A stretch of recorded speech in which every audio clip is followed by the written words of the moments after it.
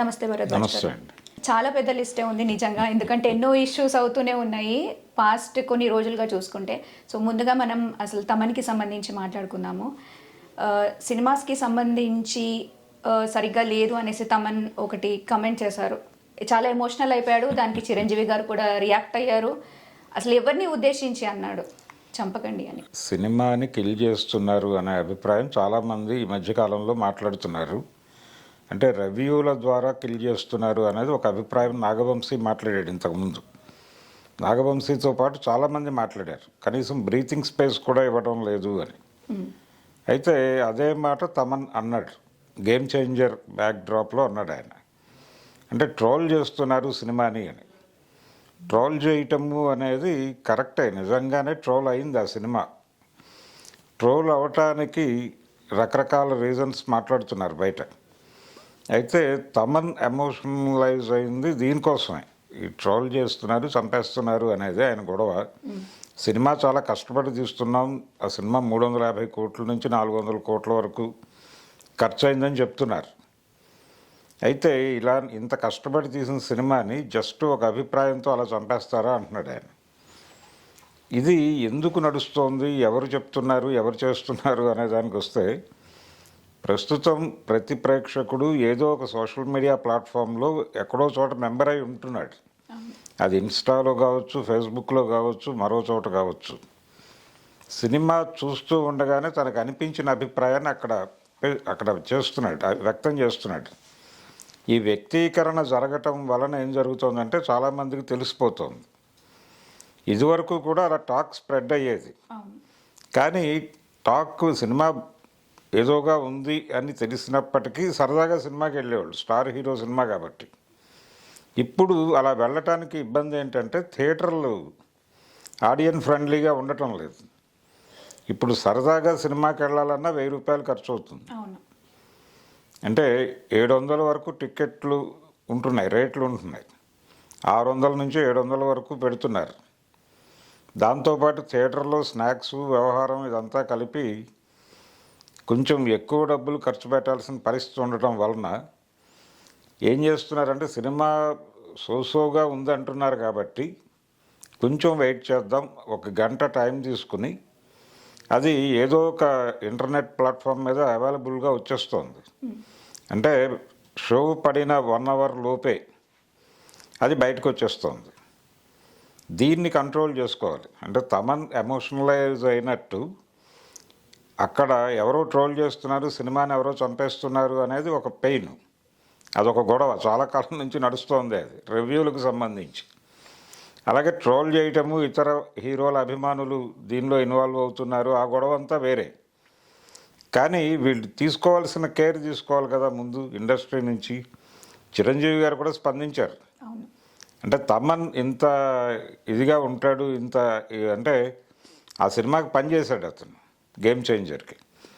ఆ పని చేసిన అతను పని అయిపోయింది, డబ్బులు తీసుకున్నాము వెళ్ళిపోయామా అని కాకుండా ఆ సినిమా ఎలా వెడుతోంది అనే దాన్ని కూడా పట్టించుకుంటాడు. ఇంత బిలాంగింగ్నెస్ ఉంటుందని నేను అనుకోలేదు అన్నట్టుగా మాట్లాడాడు ఆయన. అంత రిలేట్ అయి ఉంటాడా సినిమాకి అని తను అనుకున్నాడు. ఆ మాట బయటకు చెప్పాడు ఆయన. ఇది ఒక లేయర్ మాత్రమే. సినిమాలు మరణిస్తున్నాయి అనేది వీళ్ళ గొడవ. సినిమాలు ఎందుకు చచ్చిపోతున్నాయంటే దానికి అదొక కారణం అయితే, అది ఒకటే కారణం కాదు. మీరు థియేటర్లను ఆడియన్స్ ఫ్రెండ్లీగా మార్చుకోండి ఒకటి. రెండోది, ఏ ప్లాట్ఫామ్ మీద సినిమా అవైలబుల్గా ఉండకుండా చూసుకోండి. ఈ రెండు చూసుకుంటే ఈ ట్రోల్ని ఎదుర్కోవడానికి మీకు ఒక బేస్ దొరుకుతుంది. కనీసం దాని మీద ఎక్కువ దృష్టి పెట్టాలి. ఇప్పుడు చిరంజీవి గారు ఇన్వాల్వ్ అయ్యారు కాబట్టి ఆయన ఇప్పుడు దృష్టి పెట్టాలి. రెండోది, ఈ సినిమా గేమ్ చేంజర్ విషయంలో జరిగింది ఏంటంటే ఆ సినిమా హెచ్డి ప్రింట్ బయటకు వచ్చింది. బయటకు వచ్చి అది ఈ పండగ సందర్భంగా వెళ్తున్నటువంటి బస్సుల్లో చాలా వాటిల్లో ఆ సినిమా ప్లే చేశారు టీవీల్లో. అది ప్లే చేయడంతో పాటు అక్కడ గాజువాకలో ఒక కేబుల్ ఆపరేటరు తన నెట్వర్క్లో ఆ సినిమాని ప్లే చేశాడు. అక్కడ చాలామంది ఇళ్లలో కూర్చుని చూశారు. ఇది ఒక ప్రమాదం. ఇది ఎక్కడి నుంచి లీక్ అయింది అనేది ఒకటి సీరియస్గా పట్టించుకోవాలి. వీటి మీద శ్రద్ధ పెట్టాలి. వాంటెడ్లీ చేశారు అనే స్టేట్మెంట్ కూడా వినిపించింది మనకి. అంటే మీకు తెలుసు పుష్ప ఆ 20 మినిట్స్ యాడ్ చేసి కూడా ఎంతలా నడుస్తుంది దాని క్రేజ్. సో అది పోగొట్టకుండా ఉండడానికి ఇదొక ఏమంటారు ఒక స్టంట్ అనుకోవాలా, అసలు ఎలా తీసుకోవాలి? అంటే ఇలాంటి ఇవి వస్తాయనే ఆయన 17వ తారీఖు నుంచి పెట్టమన్నాడు. అది ఆ 20 మినిట్స్ యాడ్ చేయటం అనేది 17th నుంచి చేయండి అని అల్లు అరవింద్ గారు మైత్రి మూవీ మేకర్స్ వాళ్ళని అడగటం వెనకాల ఉద్దేశం అదే. అంటే ఈ సినిమాలకు ఏదో పోటీగా దాన్ని తయారు చేస్తున్నారు అనే అభిప్రాయం రాకుండా ఉండటానికి సంక్రాంతి పోటీలో పుష్ప 2ని కూడా వాళ్ళు మళ్ళీ రీలాంచ్ చేస్తున్నారు, రీలోడ్ చేస్తున్నారు అనేది రాకుండా ఉండాలని 17వ తారీఖు అన్నాడు. యాక్చువల్గా వాళ్ళు ఇంకా ముందే చేద్దాం అనుకున్నారు. అంటే పండగ సీజన్ని వాళ్ళు కూడా సొమ్ము చేసుకుందాం అనే ప్రయత్నం చేశారు. అలా వద్దు అని అరవింద్ గారు ఆపి 17కి పోస్ట్పోన్ చేశాడు. ఇది అప్పటికి ఇవన్నీ ఏ సినిమా ఆడుతుంది ఏది వెళ్ళిపోతుంది అనేది ఒక క్లారిటీ వచ్చేస్తుంది కాబట్టి అప్పటి వరకు వెయిట్ చేద్దామని 17కి పెట్టాడు. 17 నుంచి మొదలైంది అది. పుష్ప కలెక్షన్స్ ఈ రోజుకి డ్రాప్ అవ్వలేదు. ఇప్పటికీ జనాలు ఆ సినిమాకి వెడుతూనే ఉన్నారు. అంటే చాలా కాలం తర్వాత దాదాపు 50 రోజులకి దగ్గర పడిపోతున్నటువంటి సినిమాకి ఇంకా ఫుల్స్ రావటం అనేది చాలా కాలం తర్వాత చూస్తోంది ఇప్పుడు ఇండస్ట్రీ. అది పుష్ప గొడవ. అయితే గేమ్ చేంజర్కి సంబంధించి ఇందులో ప్రధాన బాధ్యత ఎవరిది అనేది చూస్తే డైరెక్టర్ నుంచి జరిగినటువంటి లోపం అది. హీరో చాలా బాగా నటించాడు. అతను 2 క్యారెక్టర్లలోనూ చాలా అద్భుతమైనటువంటి పెర్ఫార్మెన్స్ ఇచ్చాడు. అయితే క్యారెక్టరైజేషన్లో జరిగినటువంటి లోపాలు, తను ఏ హీరోతో సినిమా చేస్తున్నాను అనేది ఆయనకి ఒక ఐడియా ఉండాలి. ఆ హీరో ఇమేజ్, దాని తాలూకా ఇంపాక్ట్ ఇవన్నీ కూడా దృష్టిలో పెట్టుకుని క్యారెక్టర్ని డిజైన్ చేయాలి. అది జరగలేదు ఈ సినిమాలో. దాంతో ఆడియన్స్ నుంచి మిక్స్డ్ టాక్ వచ్చింది దానికి. అలాగే చాలామంది నిరుత్సాహపడ్డారు ఆ సినిమా చూసి. ఏమిటి ఇంత కన్ఫ్యూజ్డ్గా లాగేడు సినిమాని, గందరగోళంగా ఉంది, ప్రతి క్యారెక్టర్లోనూ గందరగోళం ఉంది. పర్టికులర్గా శ్రీకాంత్, రామ్ చరణ్ వీళ్ళ క్యారెక్టర్లో చాలా గందరగోళం ఉంది. అంజలి వీళ్ళు ఎలా బిహేవ్ చేస్తున్నారు తెర మీద అంటే ఆ క్యారెక్టర్ నడకకి సంబంధించినటువంటి క్లారిటీ మిస్ అయింది. దీంతో ప్రేక్షకులు కన్ఫ్యూజ్ అయ్యి బయటకు వచ్చి గందరగోళంగా మాట్లాడారు. ఇవే ట్రోల్ చేశారు. ఇక్కడ దీన్ని ఇతర హీరో అభిమానులు చాలామంది వాడేసుకున్నారు అనే అభిప్రాయం కూడా ఉంది. అంటే ఈ ట్రోల్ వెనకాల, అలాగే ఈ హెచ్డి ప్రింట్ బయటకు రావటం వెనకాల ఈ మొత్తం ఒక కాన్స్పిరసీ ఉందనేది ఒక అభిప్రాయం. దానికి చాలా డబ్బులు ఖర్చు పెట్టారని కూడా మాట్లాడేస్తున్నారు. నిజంగానే అంటే కొన్ని కోట్లు ఖర్చు పెట్టారు ఈ కుట్ర కోసం అనేసి అన్నారు కదా. నిజంగానే అంటే పోటీగా రాకుండా ఉండడానికా, లైక్ రీజన్ ఏదైనా కూడా అంత ఖర్చు పెట్టి వెనక్కి లాగాలని నిజంగా చూస్తారా? ఎందుకంటే అందరూ ఒకటే ఫీల్డ్లో ఉన్న వాళ్ళు, కష్టం తెలుసు వాళ్ళకి ఎలా ఉంటుంది ఏంటి అంటే ఒక ప్రింట్ బయటకు తీసుకురావడం అనేది అంత ఈజీగా అయ్యే పని కాదు. దానికి ఏదో ఒక ఇంటెన్షన్తో జరగాలి. అది ఎవరో సరదాగా పట్టుకొచ్చి బయటకి పెట్టరు. అంటే అక్కడ చాలా సెక్యూరిటీ ఉంటుంది. అయినప్పటికీ ఆ ప్రింట్ బయటకు వస్తుంది. ఆ మధ్యకాలంలో ఐబొమ్మ గురించి 2-3 ప్రొడ్యూసర్లు మాట్లాడారు. మీరు ఏం చేసుకుంటారో చేసుకోండి, మీరు ఏం చేసుకున్నా మేము చేసేది మేము చేస్తామని మాట్లాడాడు అతను, ఐబొమ్మ ఇన్ఛార్జ్. అది ఒక ఇండికేషన్, ఒక ప్రమాద ఘంటిక. అది ఆ రోజునే ఇండస్ట్రీ సీరియస్గా స్పందించి ఉండాల్సింది. పట్టించుకోలేదు. అంటే దీనికి రకరకాల మెకానిజం ఉంది. ఏ సినిమానైనా బయటకు లాక్కురాగలం మేము అనే కాన్ఫిడెన్స్తో మాట్లాడుతున్నారు వీళ్ళు, ఏది ఇంటర్నెట్ ప్లాట్ఫామ్స్ వాళ్ళు. అయితే అభిమానుల పాత్ర ఇక్కడ ట్రోల్ వరకు మాత్రమే ఉంది. పక్క హీరో సినిమాని బాలేదు అని చెప్పడం అనేది సహజంగా జరిగేది. అంటే ఇప్పుడు ఒక ఫ్యాన్ ఉంటే, ఒక అభిమాని ఉంటే యువతల సినిమాని చాలా క్రిటికల్గా చూస్తారు వాళ్ళు. అవతల పైగా ప్రత్యర్థి హీరో సినిమాని ఇంకా క్రిటికల్గా చూస్తారు, క్రిటికల్గా మాట్లాడతారు కూడా. ఇది ఈ రోజున కొత్తగా వచ్చింది కదా. అభిమాన సంఘాలు ఏ రోజైతే ఏర్పడినాయో, రామారావు గారి పోస్టర్ల మీద, నాగేశ్వరరావు గారి పోస్టర్ల మీద ఎప్పుడైతే పేడ పడటం మొదలైందో అప్పటి నుంచే ఉంది ఇది. ఒకళ్ళ సినిమాని ఒకళ్ళు బ్యాడ్ చేసుకోవటం అనేది. అంతే తప్ప పక్క హీరో సినిమా బాగుందండి అని చెప్పరు వాళ్ళు. అయితే చాలా క్రిటికల్గా మాట్లాడతారు. ఒకవేళ బాగుంది అని చెప్పాల్సిన పరిస్థితి వచ్చినా క్రిటికల్గా మాట్లాడతారు. అన్డివైడెడ్ టాక్ అనేది ఉండదు స్టార్ హీరో సినిమాకి. అదే జరిగింది దీనికి కూడా, గేమ్ చేంజర్కి కూడా. అయితే ఇక్కడ ఎక్కువ ట్రోల్ జరగడానికి కారణం ఏమిటి, ఎవరెవరు ఉన్నారు దీనిలో ఇన్వాల్వ్ అయ్యి అంటే దగ్గరలో ఉన్న సినిమాల వాళ్ళే ఉన్నారు. పుష్పకి సంబంధించి ఇప్పుడు అల్లు అర్జున్ ఆర్మీ, నాకు ఫ్యాన్స్ లేరు ఆర్మీ అన్నాడు ఆయన. అవును. సో ఆ ఆర్మీ కూడా ఎక్కువ రోల్ ప్లే చేసింది ఈ సినిమా ఇవి స్ప్రెడ్ చేయటంలో అనేది ఒక అభిప్రాయం.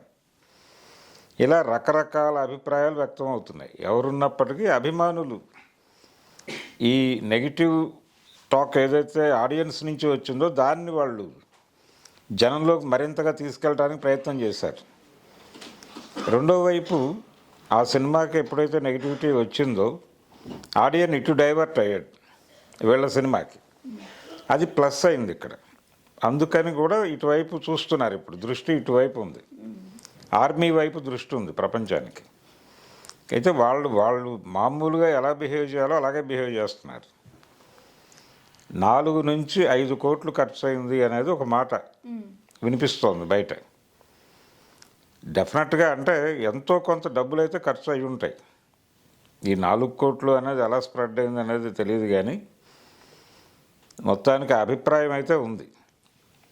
ఆ ప్రింట్ బయటకు తీసుకురావటం, ఆ బస్సుల్లో వేయటం, ఇంతమందికి అది సర్క్యులేట్ కావటం, దీని వెనకాల తప్పనిసరిగా డబ్బుల పాత్ర ఉంటుంది. ఎవరో ఆర్గనైజ్ చేయకపోతే జరగదు అది. నిజంగానే. అంటే ఎందుకంటే నార్మల్గా ఇప్పుడు బస్లో మూవీస్ వేసినప్పుడు అంత కొత్త మూవీస్ అయితే డెఫినెట్లీ వెయ్యరు, టైం తీసుకుంటారు. అవును. విత్ ఇన్ ఏ వీక్ అది వచ్చేసిందంటే ఒక ప్లాన్ లానే తీసుకోవాలనేటువంటి రిలీజ్ అయిన రెండో రోజే ఆ వీక్ లోపలే వచ్చేసింది. అసలు సమస్య లేదు, ఏ సినిమా కూడా రాదు ఇంత తొందరగా. 10th రిలీజ్ అయింది సినిమా, 11th బస్సుల్లో పడింది. ఎందుకంటే ఓటీటీలో వచ్చే మూవీస్కి ఒక 45 days అనే టైం పెట్టుకున్నప్పుడు అసలు అంత ఇదిగా ఆ క్లారిటీతో బస్సెస్లో దాన్ని ప్లే చేయడం అంటే చాలా స్పష్టంగా ఇది ఆర్గనైజ్ అయింది, ఆర్గనైజ్డ్గానే జరిగింది నష్టం. ఇలా రకరకాలుగా సినిమాని చంపేస్తున్నారు అనేది వీళ్ళ పెయిన్, వీళ్ళ బాధ. ఇది ఎలా కంట్రోల్ చేయాలి అనేది అర్థం కాక ఆయన డాష్ మీద కొంచెం ఎమోషనల్గా మాట్లాడాడు తమన్. అప్పటికే ఈ పెయిన్తో ఉన్నాడు ఆయన చిరంజీవి, ఏమిటి ఈ సినిమా ఇలా అయిపోయింది అని. ఆ పెయిన్ ఉండటం వలన ఆయన, అంటే ఫ్లాప్ సినిమాలు ఎవరికైనా ఉంటాయి, ఫ్లాప్లు లేకుండా ఏ హీరో ఉండడు. చిరంజీవి గారికి కూడా ఫ్లాప్లు ఉన్నాయి, హిట్లు ఉన్నాయి. అయితే ఫ్లాప్ వచ్చినప్పుడు కుంగిపోకుండా హిట్ వైపు ఎలా ట్రావెల్ అవ్వాలి అనేది ఒక ప్రయత్నం చేస్తారు వాళ్ళు. అయితే ఈ సినిమా దగ్గరకు వచ్చేసరికి వీళ్ళు దిల్ రాజు గారి దగ్గర డేట్స్ ఉన్నాయి. ఆయన పాన్ ఇండియా సినిమా చేయాలి, రామ్ చరణ్తో సినిమా అంటే డెఫినెట్గా గ్లోబల్ మార్కెట్కి వెళ్ళాలి. గ్లోబల్ మార్కెట్ని టార్గెట్ చేయదగ్గ డైరెక్టర్ ఎవరు అన్నప్పుడు ఆయనకు శంకర్ తట్టాడు. అలా వెళ్ళాడు అక్కడికి. శంకర్ గారు సుజాత అనేటువంటి రైటర్ వెళ్ళిపోయిన తర్వాత నుంచి ఆయన ఇది తగ్గింది, కొంత గందరగోళం మొదలైంది అక్కడ. రెండోది, ఆయన మొదటి నుంచి చేస్తున్నటువంటి సినిమాలన్నీ కూడా ఒక ధోరణి సినిమాలు, అంటే చిన్న విషయాన్ని తీసుకుని ఆయన అద్భుత రసంలో చెప్తాను అని అనుకుంటాడు, కానీ ఆడియన్స్ ఎలా రియాక్ట్ అవుతారు అనేది తెలియదు. రిపీట్గా అదే చేస్తున్నాడు ఆయన. అవినీతి అనే దాని మీద సినిమాలు చేస్తూ వస్తున్నాడు. భారతీయుడిలోనూ అదే ఉంటుంది. అంటే భారతీయుడు మొదలు అనుకుంటే అక్కడి నుంచి అపరిచితుడు, ఇవన్నీ అవినీతి మీద ఒక వ్యవస్థీకృతమైనటువంటి పోరాటం కాదు, ఎక్కడికక్కడ అంటే ప్రతి చోట ఆ ఇష్యూ బేస్డ్గా జరుగుతుంది. ఉదాహరణకు అపరిచితుడిలో ట్రైన్లో ట్రావెల్ చేస్తూ అతను భోజనం చేస్తాడు, అది బాగోదు. ఆ వ్యవస్థ మీద పోరాటం చేయడు ఆయన. అక్కడికి వెళ్ళి వాళ్ళ మీద అంటే అక్కడ ఒక ఎవరైతే అది ఆర్గనైజ్ చేస్తున్నారో వాళ్ళ మీద దాడి చేస్తాడు. దాడి చేసి కుంభీ పాకం అని ఏదో చెప్తాడు అక్కడ. అంటే ఇవన్నీ చేయటం ద్వారా ఆయన ఆడియన్స్ని హుక్ చేస్తున్నానని అనుకుంటాడు. ఇది అప్పుడు వర్కౌట్ అయింది, ఎప్పుడూ వర్కౌట్ అవ్వడం లేదు. ట్రాక్ మార్చాలి ఆయన. ఆ ధోరణి మార్చాలి. రాజకీయ అవినీతి గురించి మాట్లాడతానన్నాడు ఈ సినిమాలో. అది గందరగోళంగానే నడిచింది. ప్రాపర్గా అంటే చిన్న లైన్ అంటే ఒకే పద్ధతిలో వెళ్ళిపోవాలి సినిమా. ఆడియన్స్ని కన్ఫ్యూజ్ చేయకూడదు.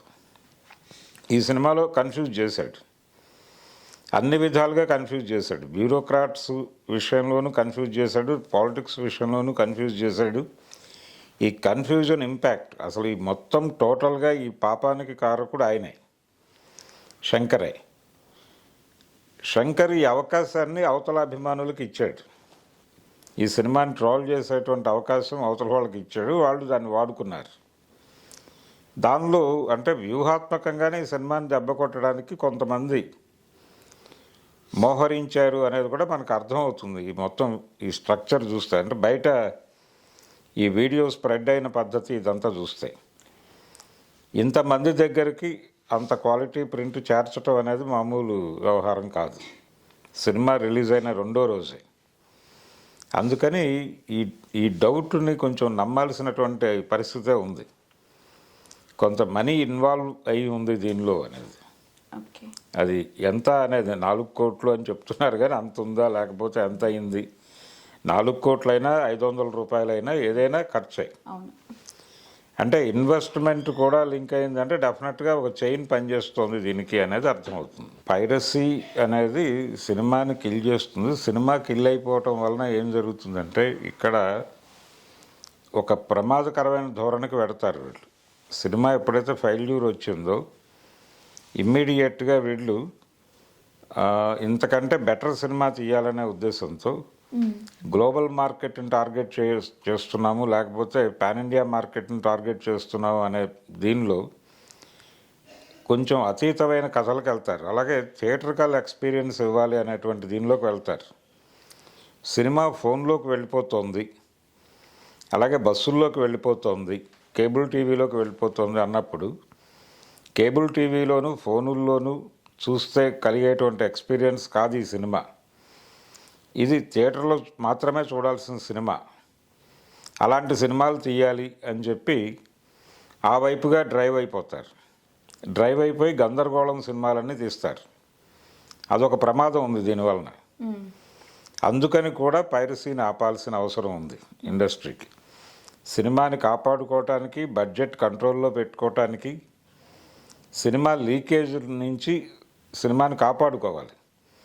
లేకపోతే ఇది రకరకాలుగా నష్టం చేస్తుంది. అందుకని లీకేజ్ ఎక్కడి నుంచి జరుగుతోంది అనే దాని మీద దృష్టి పెట్టాలి ఒకటి. దాంతోపాటు థియేటర్ని ఆడియన్ ఫ్రెండ్లీగా మార్చాలి. మారిస్తే సరదాగా సినిమాకి వెళ్ళేవాళ్ళు జనాలు. ఇదివరకు జేబులో 10 రూపాయలు ఉంటే సాయంత్రం అలా వెళ్ళి థియేటర్లో కూర్చుని వచ్చేవాళ్ళు. ఒక 5-6 కలిసి సినిమాకి వెళ్ళాలి, ఫ్యామిలీ సినిమాకి వెళ్ళాలంటే బ్యాంక్ లోన్కి వెళ్ళాల్సిన పరిస్థితి తీసుకొస్తున్నారు. అక్కడదా తీసుకొస్తున్నారు. కాబట్టి దీని మీద కూడా దృష్టి పెట్టాలి. ఇప్పుడు చిరంజీవి గారు ఇన్వాల్వ్ అయ్యారు కాబట్టి, ఆయన కూడా మాట్లాడారు కాబట్టి ఆయన కంట్రోల్ చేయగలడు. ఆయన కొంచెం శ్రద్ధ పెట్టి ఆర్గనైజ్ చేసి కూర్చోబెట్టి మాట్లాడితే ప్రధానమైన విషయాలు ఒకటి, థియేటర్ని ఆడియన్ ఫ్రెండ్లీగా మార్చాలి. రెండోది, లీకేజీలు ఎక్కడి నుంచి జరుగుతున్నాయి అనే దాన్ని చూసి అక్కడ సీల్ వేయాల్సినటువంటి అవసరం ఉంది. మొన్న జరిగినటువంటి విషయం మీద ఒక ప్రాపర్ ప్రోబ్ జరగాలి. ఏది గేమ్ చేంజర్ లీకేజ్, అది మామూలు వ్యవహారం కాదు. ఆర్గనైజ్డ్గానే జరిగినట్టుగా స్పష్టంగా కనిపిస్తుంది. అది కేబుల్ టీవీకి వెళ్ళింది, అతను ఏదో సోర్స్ చెప్పి తప్పించుకుంటాడు. ఎవరి దగ్గర దొరికిందండి నాకు, నేను అక్కడి నుంచి తీసుకున్నాను, లేకపోతే ఇంటర్నెట్ ప్లాట్ఫామ్ నుంచి తీసుకున్నాను అంటాడు. ఈ ఇంటర్నెట్ ప్లాట్ఫామ్స్లోకి సినిమా ఎలా వెళుతోంది? అది ఐబొమ్మ ఒకటే కాదు, ఇంకా చాలా ఉన్నాయి. వీటన్నిటిలోకి సినిమా వెళ్ళిపోతుంది. ఎలా వెళుతోంది అది డెఫినెట్గా థియేటర్లు ఎక్కడి నుంచో వాళ్ళకి సోర్స్ ఉంది. ఆ సోర్స్ ఏమిటి అనేది సీరియస్గా పట్టించుకుని అక్కడ హుక్ చేయాలి, వాళ్ళని పట్టుకొని కంట్రోల్ చేయాలి అక్కడ. అది చేయగలిగితే మాత్రమే ఆగుతుంది ఇది. అప్పుడు అంటే ముందు ఈ ఇంటర్నెట్ ప్లాట్ఫామ్స్ మీద సినిమా కనిపించడం, చాలామంది థియేటర్కి వెళ్ళట్లేదు. థియేటర్కి వెళ్లకుండా సినిమా అంటే మొదటి ఆట ఎక్కడైనా పడితే అది అర్ధరాత్రి 1 గంటకు కావచ్చు. 1:00 షో పడిన తర్వాత 3:00 ఎప్పుడో షో అయిపోతుంది. 4 కల్లా మనకి సినిమా అపీర్ అవుతోంది ఇంటర్నెట్ ప్లాట్ఫామ్లో. ఇది ఎలా జరుగుతోంది అనే దాని మీద సీరియస్గా పట్టించుకోవాలి. గతంలో అర్జున్ అనే సినిమా రిలీజ్ అయినప్పుడు వరంగల్లో ఒక సీడీ షాప్ మీద మహేష్ బాబు వెళ్ళి దాడి చేశాడు. మహేష్ బాబు అలాగే గుణశేఖర్ డైరెక్టర్ వీళ్ళిద్దరూ వెళ్ళి ఆ సీడీ షాప్ యజమానితో ఘర్షణ పడ్డారు. అతను వీళ్ళిద్దరూ తన మీద దాడి చేసినట్టుగా కేసు పెట్టాడు. అక్కడ వాయిదాలకు తిరిగారు వరంగల్కి మహేష్ బాబు అలాగే గుణశేఖర్ ఇద్దరు. ఇలాంటి సందర్భాలు ఉంటాయి, కానీ యుద్ధం జరగాల్సినటువంటి అవసరం అయితే ఉంది ఖచ్చితంగా. ఎందుకంటే ఇప్పుడు కన్నా మీరు అన్నట్టు చిరంజీవి గారు కూడా ఇందులో దీనికి సంబంధించి మాట్లాడారు కాబట్టి ఒక ప్రాపర్ డెసిషన్ తీసుకొని దానికి మూలం ఎక్కడుందో వెతికి స్టాప్ చేస్తే అది డెఫినెట్లీ వాళ్ళకే హెల్ప్ అవుతుంది ఇండస్ట్రీకి. సినిమాని కాపాడుకోకపోతే, అంటే సినిమా సక్సెస్ ఎప్పుడైతే రాలేదో, అంటే ఈ థియేట్రికల్ ఎక్స్పీరియన్స్ అనేటువంటి పేరుతో సినిమా మీద పెట్టుబడులు పెంచేస్తున్నారు. అవును, దానికి కూడా కారణం ఇదే. అంటే లోకల్ విషయాన్ని గ్లోబల్ లెవెల్లో ఎలా చెప్పగలవు అనేది నీ టెక్నిక్. సినిమాకి మీరు చెప్తున్న మార్కెట్ ఏదైతే ఉందో అది పెరిగిపోతూనే ఉంది నిజంగా. అంటే అన్ని వేల కోట్లు పెట్టి తీస్తేనే సినిమానా, అప్పుడే జనాలకి అది రీచ్ అవుతుందా అన్నట్టు కాదు. ఎందుకంటే పాతకాలంలో తక్కువ బడ్జెట్తో ఇప్పుడు కూడా కొంతమంది సినిమాలు తీస్తున్నారు, బట్ దాన్ని ఎవరు పట్టించుకోవట్లేదు. అది మాత్రమే కదమ్మా, ఇక్కడ ప్రాబ్లం ఏంటంటే లోకల్ విషయాన్ని గ్లోబల్ లెవెల్లో చెప్పగలగటం అనేది కావాలి. మలయాళం సినిమాలు వాళ్ళు చేస్తున్నారు ఆల్రెడీ, వాళ్ళు అలాంటి ప్రయోగాలు చేస్తున్నారు. తెలుగు ఇండస్ట్రీ నుంచి రావడం లేదు. వీళ్ళు థియేట్రికల్ ఎక్స్పీరియన్స్ అనేటువంటి ఒక మాటని సాకుగా చెప్తున్నారు డైరెక్టర్లు. వాళ్ళకి ఆ సాకు ఎందుకు దొరుకుతోందంటే ఈ ఫోన్లోను వాటిల్లోనూ సినిమా అవైలబుల్గా వచ్చేస్తోంది అనేది. అందుకని ఫోన్లో చూసే సినిమా కాదు ఇది, థియేట్రికల్ ఎక్స్పీరియన్స్ అనేది పట్టుకొస్తున్నారు.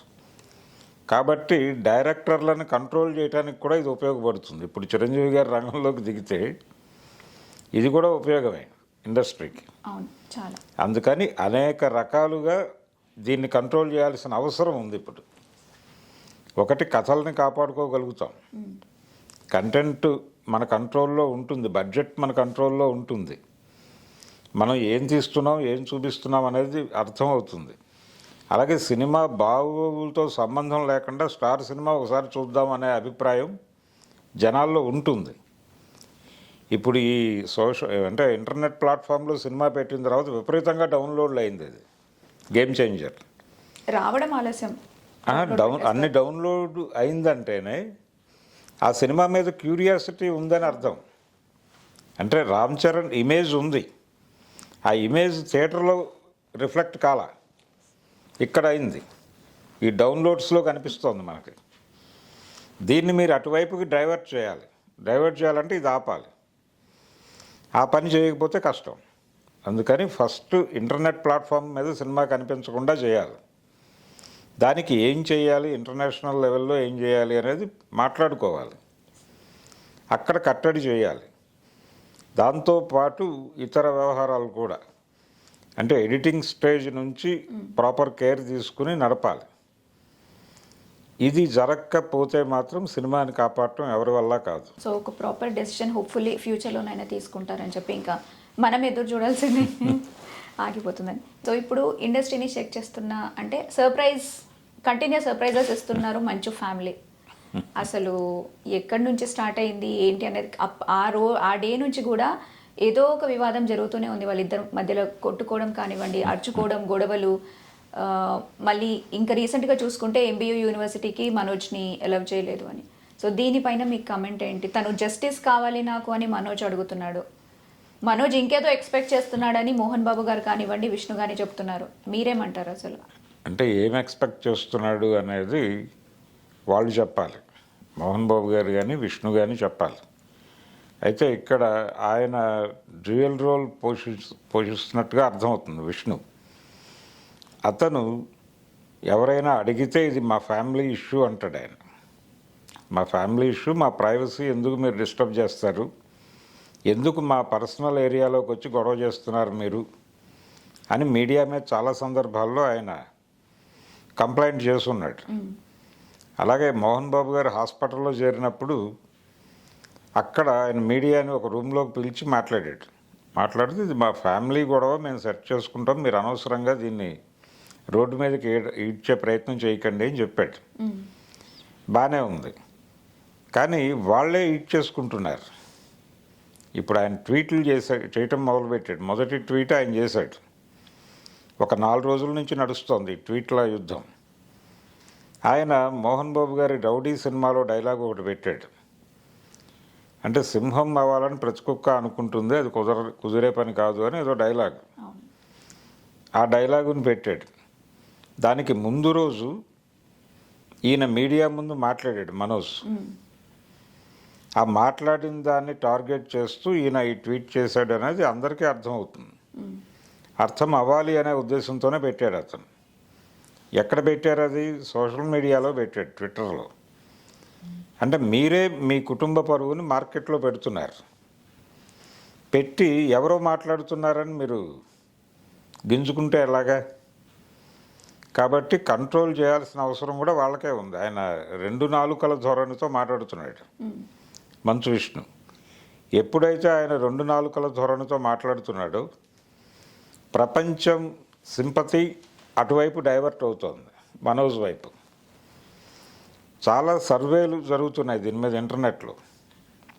ఈ సర్వేల్లో మెజారిటీ సింపతి మనోజ్ వైపు ఉంది.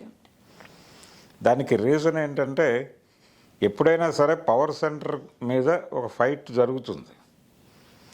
ఇతని కంప్లైంట్ ఏమిటి? మోహన్ బాబు గారిని పూర్తిగా తన కంట్రోల్లోకి తీసుకుని తన ప్లాన్స్కి అనుగుణంగా మొత్తం వ్యవస్థల్ని నడిపిస్తున్నాడు విష్ణు అనేది ఆయన ప్రధానమైనటువంటి కంప్లైంట్ మొదటి నుంచి.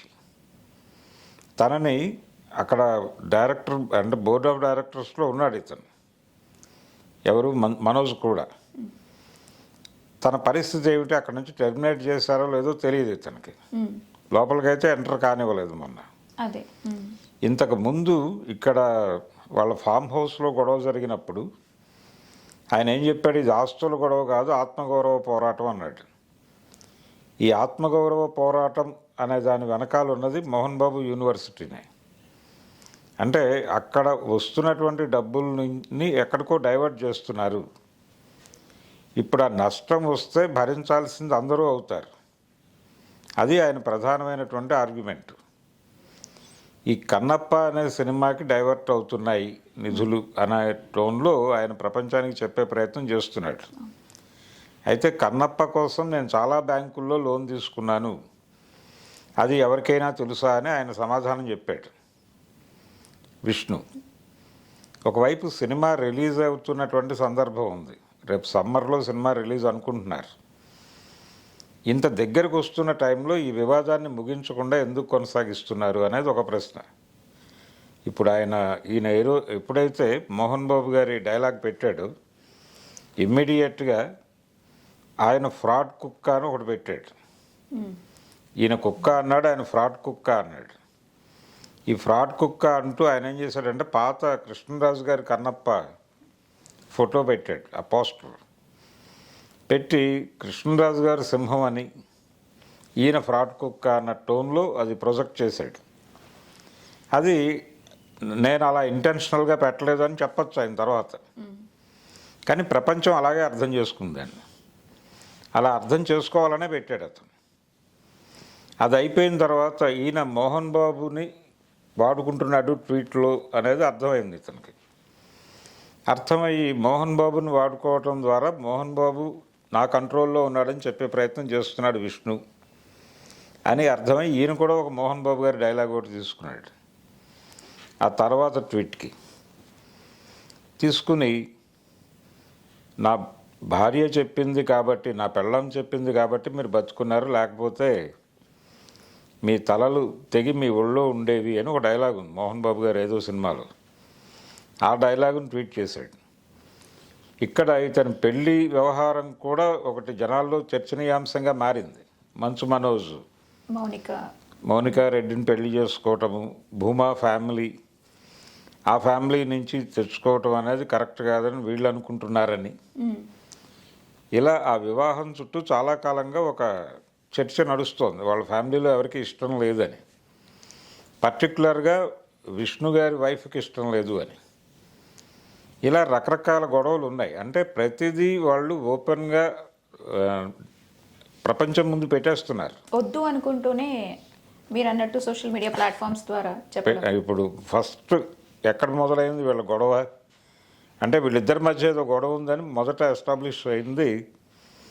అతను మంచు మనోజు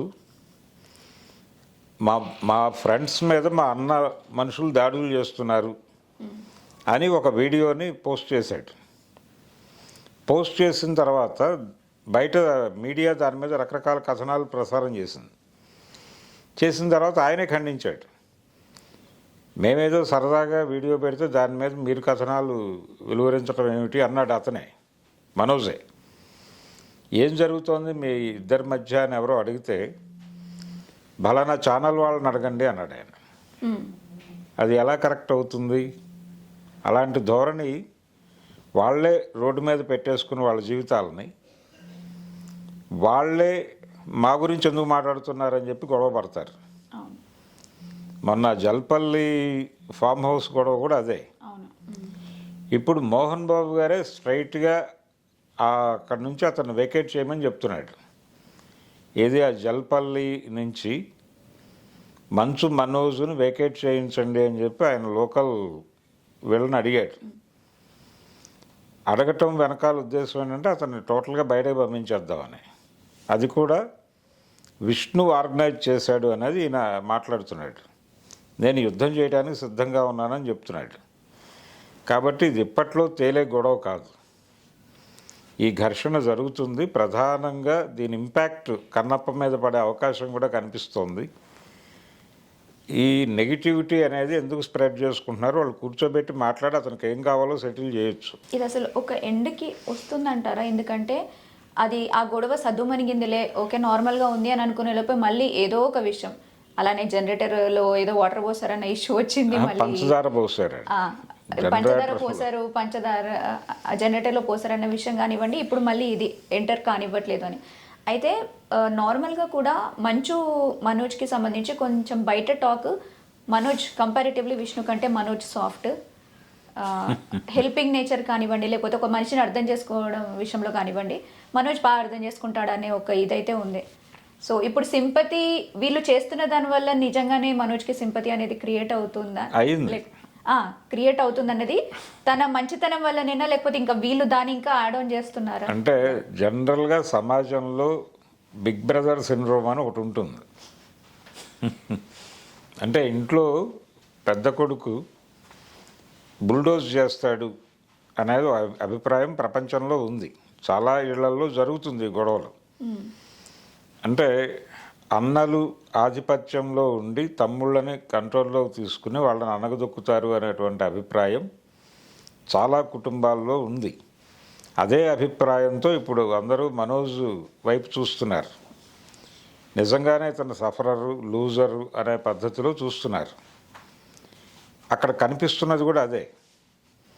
ఇతన్ని ఇంట్లోకి రానివ్వరు, అక్కడ కాలేజీకి రానివ్వరు, చివరికి వాళ్ళ తాతగారి సమాధి దగ్గరకు కూడా అలౌ చేయలేదు. ఇవన్నీ చూస్తుంటే జనాలకి ఏమనిపిస్తుంది? ఇవన్నీ విజువల్స్ వస్తున్నాయి బయటికి.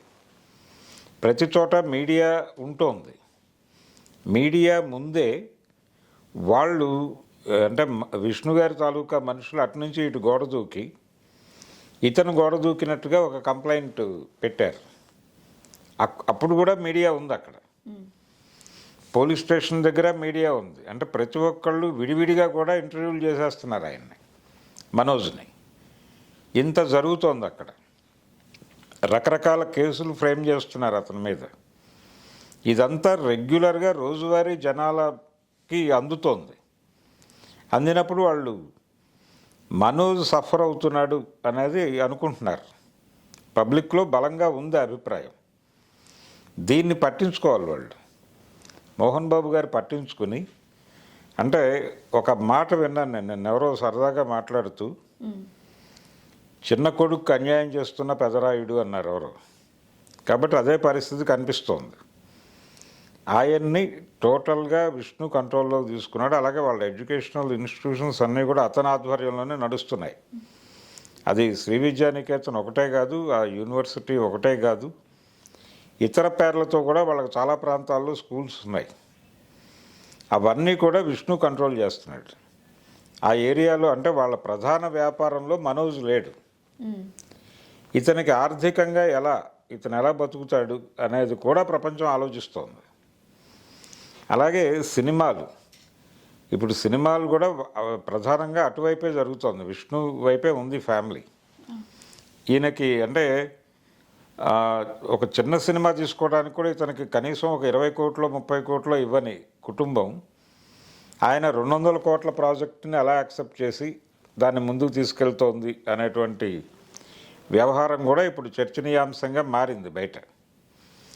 అందుకని ఇప్పుడు మొత్తం ప్రపంచపు సింపతి అతని వైపు ఉంది, మనోజ్ వైపు.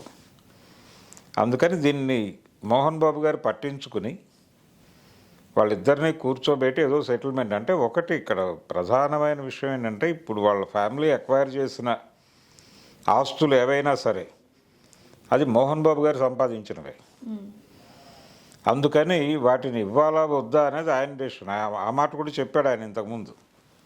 నేను ఇవ్వదలుచుకుంటే ఇస్తాను, ఇవ్వదలుచుకోకపోతే నేను రోడ్డు మీద వెళ్ళే వాళ్ళకు కూడా ఇచ్చేయగలను అన్నాడు ఆయన. ఏది జల్పల్లి ఫామ్ హౌస్ దగ్గర జరిగిన గొడవ సందర్భంగా ఆయన ఒక ఎమోషన్లో అనేసాడు ఆ మాట. జనరల్గా చాలామంది తండ్రులు అంటారు, అదే మాట ఆయన అన్నాడు. కానీ ఒక్కసారి జరుగుతున్న పరిస్థితిని దృష్టిలో పెట్టుకుని ప్రపంచానికి చెప్పాల్సిన అవసరం ఉంది ఆయన. దీన్ని ప్రపంచపు తలనొప్పిగా మార్చింది మీడియా కాదు, వాళ్ళే. దాన్ని గుర్తించాలి. వాళ్ళు ట్వీట్ల యుద్ధం చేయకపోతే ప్రపంచం దీన్ని పట్టించుకునేది కాదు. మా ఫ్రెండ్స్ని మా అన్న మనుషులు వచ్చి కొట్టారు అని వీడియో తీసి సోషల్ మీడియాలో మనోజ్ పోస్ట్ చేయకుండా ఉంటే ఎవరు పట్టించుకునేవాళ్ళు కాదు దీన్ని. అసలు వాళ్ళ ఫ్యామిలీ జోలికి వెళ్ళాల్సిన అవసరం ఎవరికైనా ఎందుకు ఉంటుంది? అది మినిమం. గొడవలు అనేవి ప్రతి ఇంట్లో జరుగుతాయి కాబట్టి ఇంత వైరల్ అవ్వాల్సిన అవసరం లేదు. అంటే అయితే ఇక్కడ ఇంకో క్వశ్చన్, నార్మల్గా మూవీ ఇండస్ట్రీలో చూసుకుంటే డిసిప్లిన్కి మారు పేరు మోహన్ బాబు అనేసి అంటారు కదా.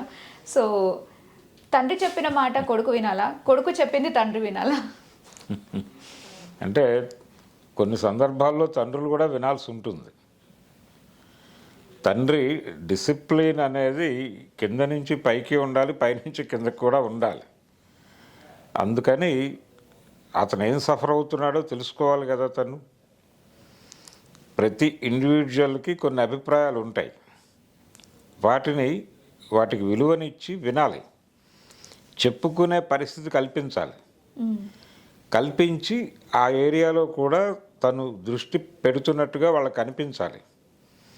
అనిపించిన తర్వాత వాళ్ళకి ఆ సహాయం చేయాలి మీరు. అది జరిగితే ఈ గొడవలు ఉండవు.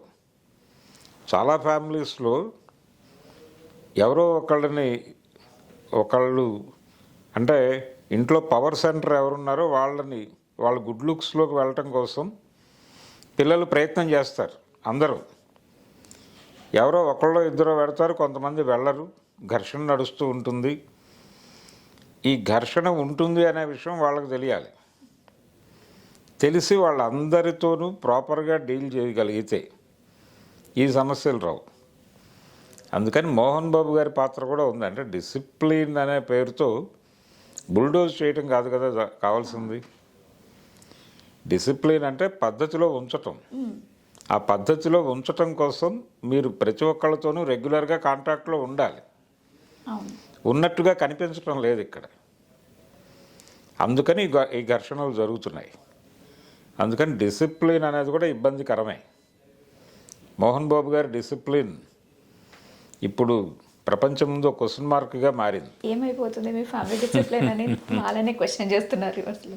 అంటే అసలు డిసిప్లిన్ అనే పదానికి సెన్స్ తెలుసా ఈయనకి అనే పరిస్థితిలో మాట్లాడుకుంటున్నారు. ఇష్యూకి సంబంధించి కూడా ఎందుకు మంచు లక్ష్మి పెద్దగా రియాక్ట్ అవ్వట్లేదు? అది మంచు మనోజ్ మీద తనకున్న ఆ బాండింగ్తోనేనా? ఎందుకంటే విష్ణు కంటే కూడా వాళ్ళిద్దరు బాగా క్లోజ్ అని అందరికీ తెలుసు. సో ఆవిడ ఎందుకు రియాక్ట్ అవ్వట్లేదు అంటారు ఇంత జరుగుతున్నా కూడా పెద్దగా? అంటే మనోజ్కు సంబంధించి మొదట ఆవిడ హెల్ప్ చేసే ప్రయత్నం చేసింది, కానీ అక్కడ ఆవిడ మాట కూడా నడవని పరిస్థితి ఉన్నప్పుడు ఈ విషయంలో ఎక్కువ ఇన్వాల్వ్ అయితే తనకి ఇబ్బంది అనే ఉద్దేశంతో ఆవిడ అవాయిడ్ అవుతున్నట్టుగా కనిపిస్తోంది. అంటే మ్యారేజ్ విషయంలో ఆవిడ చాలా హెల్ప్ చేసింది, తనకి హెల్ప్ చేసింది, తన ఇంట్లో పెట్టుకుంది. ఇప్పుడు జల్పల్లి నివాసం నుంచి ఇతన్ని బయటకు పంపించేస్తే ఎక్కడుంటాడు అనేది కూడా ప్రపంచం మాట్లాడుకుంటోంది. ఆయనకి ఫిలిం నగర్లో ఉన్న ఇల్లు మంచు లక్ష్మికి ఇచ్చేశాడు.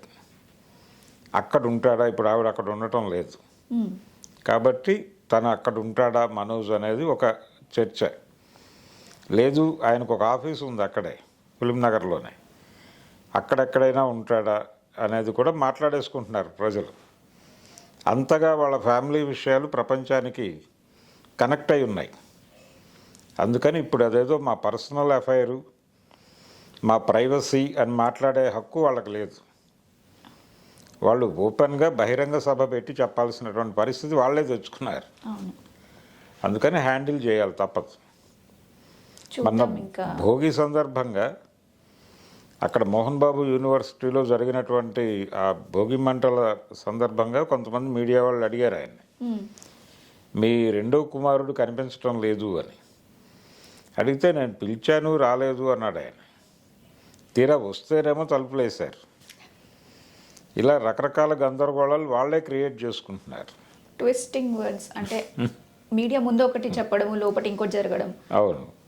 ఓకే, హోప్ఫుల్లీ అంటే ఒక ఎండ్ అనేది వస్తుందేమో వీళ్ళ గొడవలకి, అందరూ కూర్చొని మాట్లాడుకొని అనేది కూడా చూడాల్సి ఉంటుంది. కూర్చొని మాట్లాడుకుందామని అతను పిలుస్తున్నాడు, కానీ ఎలవ్ చేయట్లేదు కదా.